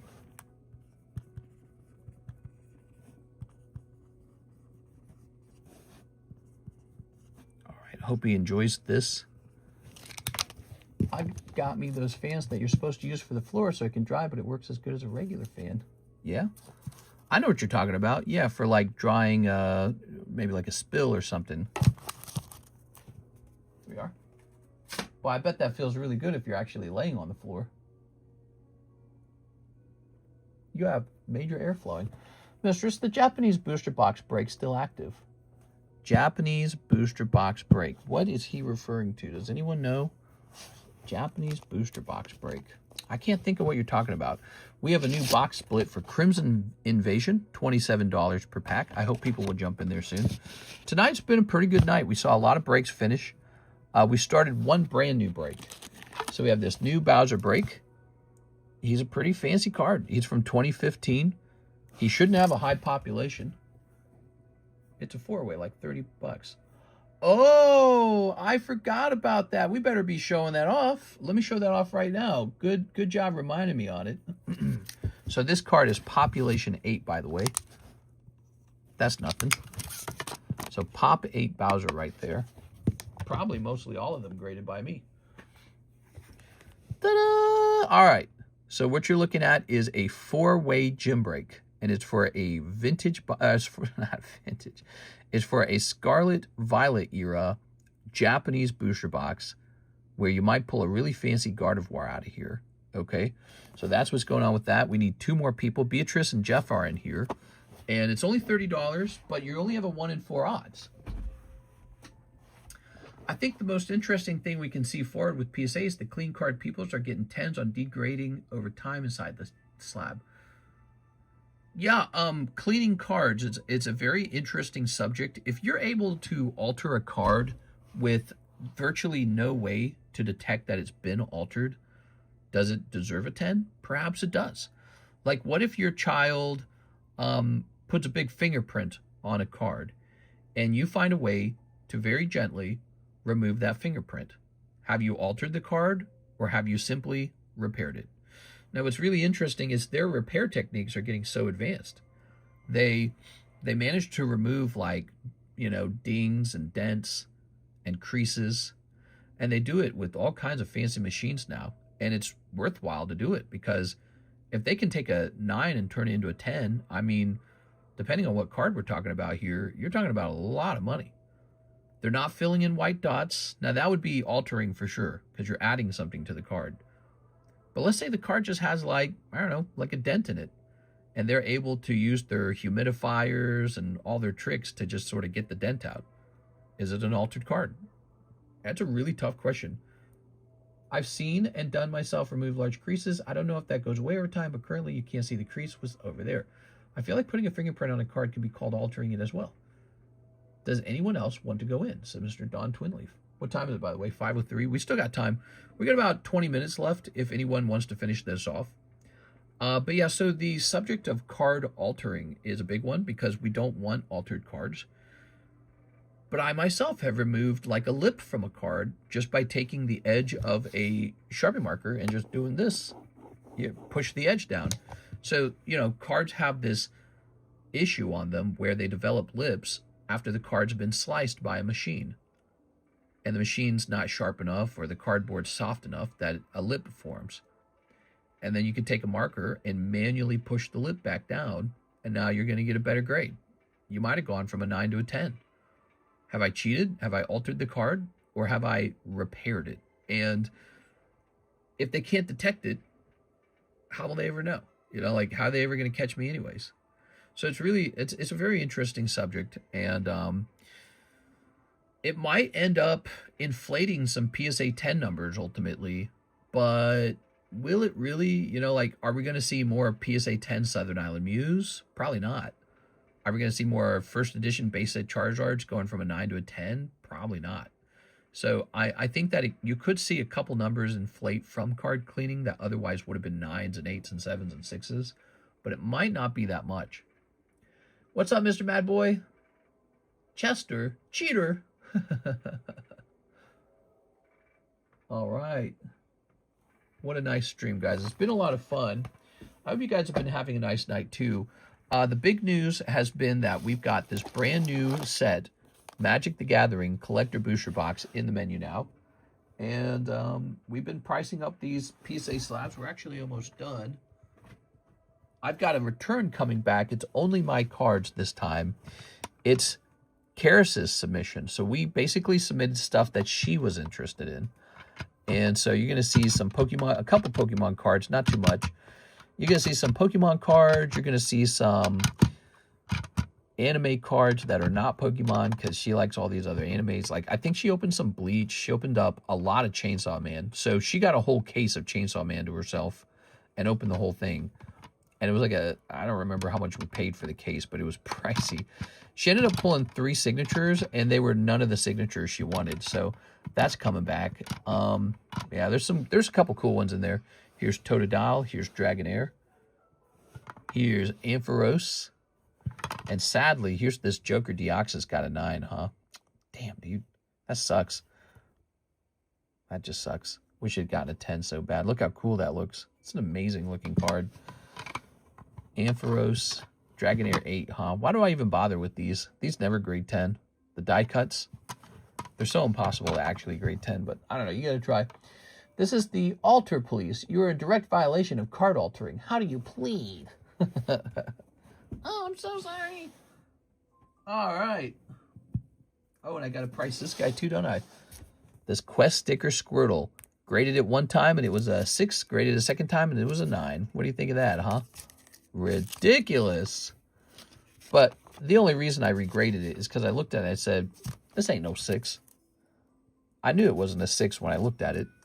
I knew PSA had made a mistake. What they had done is they'd looked at a natural curvature in the card and assumed that that was like card damage or something. It's like, it's not card damage. That's what a Quest sticker looks like. So it's probably some newbie grader doesn't even know what he's doing. He'd been told, oh, if the card has a bend in it, it's a 6 or something like that, you know. And so he just looked at it real fast and said, oh, okay, this one's a 6. He probably, you know, if you think about the card graders, they probably have to grade thousands of cards a day. You guys ever think about that? How many cards they have to go through? They probably have to go through so many cards in one day. Their mind probably melts. They do it every single day for like 40 hours. Think about that. Some guy, you know, people talk about if the grader, you know, had a good morning or a bad morning, whether he fought with his girlfriend, whether they had sex. You ever consider card graders just have to sit there for like 8 hours a day, mindlessly grading cards.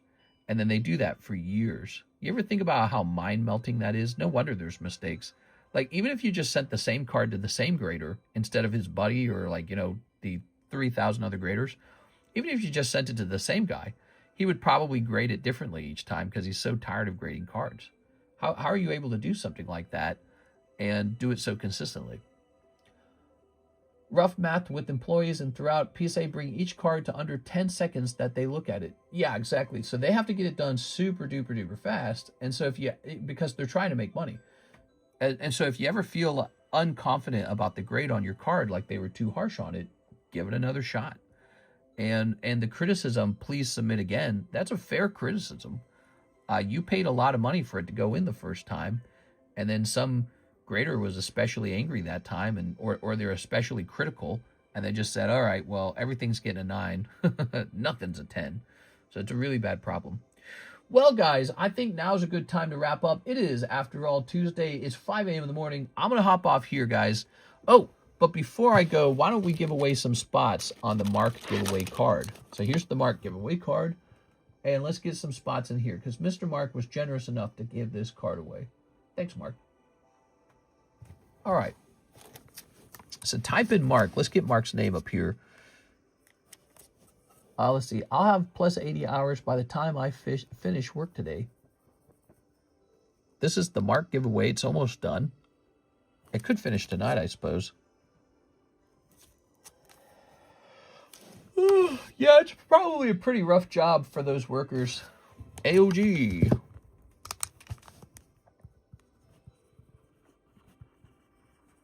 Number 14. CC collects. Everyone wants their cards back faster and faster and faster and faster. Well, that means PSA has to hire more and more people and try to get the same quality across all people. Yes, here. And think about how hard that probably is. Andy Man. Okay. Andy Man. Jay the Party Oliver. Cactuar Queen. Woodley Bears. Landed on 10. Who's that? Just before Cody. Oh my gosh. Jack Woodward. Jack Wood something. Oops. Better pick my slab up. Ugh. Knocked my Charizard over. Mr. Jack Woodworth. There you go. Okay. Sleeve. Cody. You had some rough luck today, Cody. Jack Woodworth. The Poke Gods are teasing you. They're playing with you. Just before me again. I told you I had bad luck. Yeah, it won't last forever. Bad luck tends to oscillate. It goes back and forth. So, just how it is. I've had a lot of bad luck myself. How about this for bad luck? So, I was in the box break with that Dragonite, the no rarity Dragonite. Where'd he go? Here he is. I was in the box break, and I missed this pack by almost nothing. And the guy who actually gets it is, oh shit, Von Doom. I almost said Vanguard. Von Doom. He pulls it, and he just has like one other pack from me. We're just separated by this much. Happened to be in his pack, not my pack. I was this close to pulling Dark Dragonite and Charizard for myself.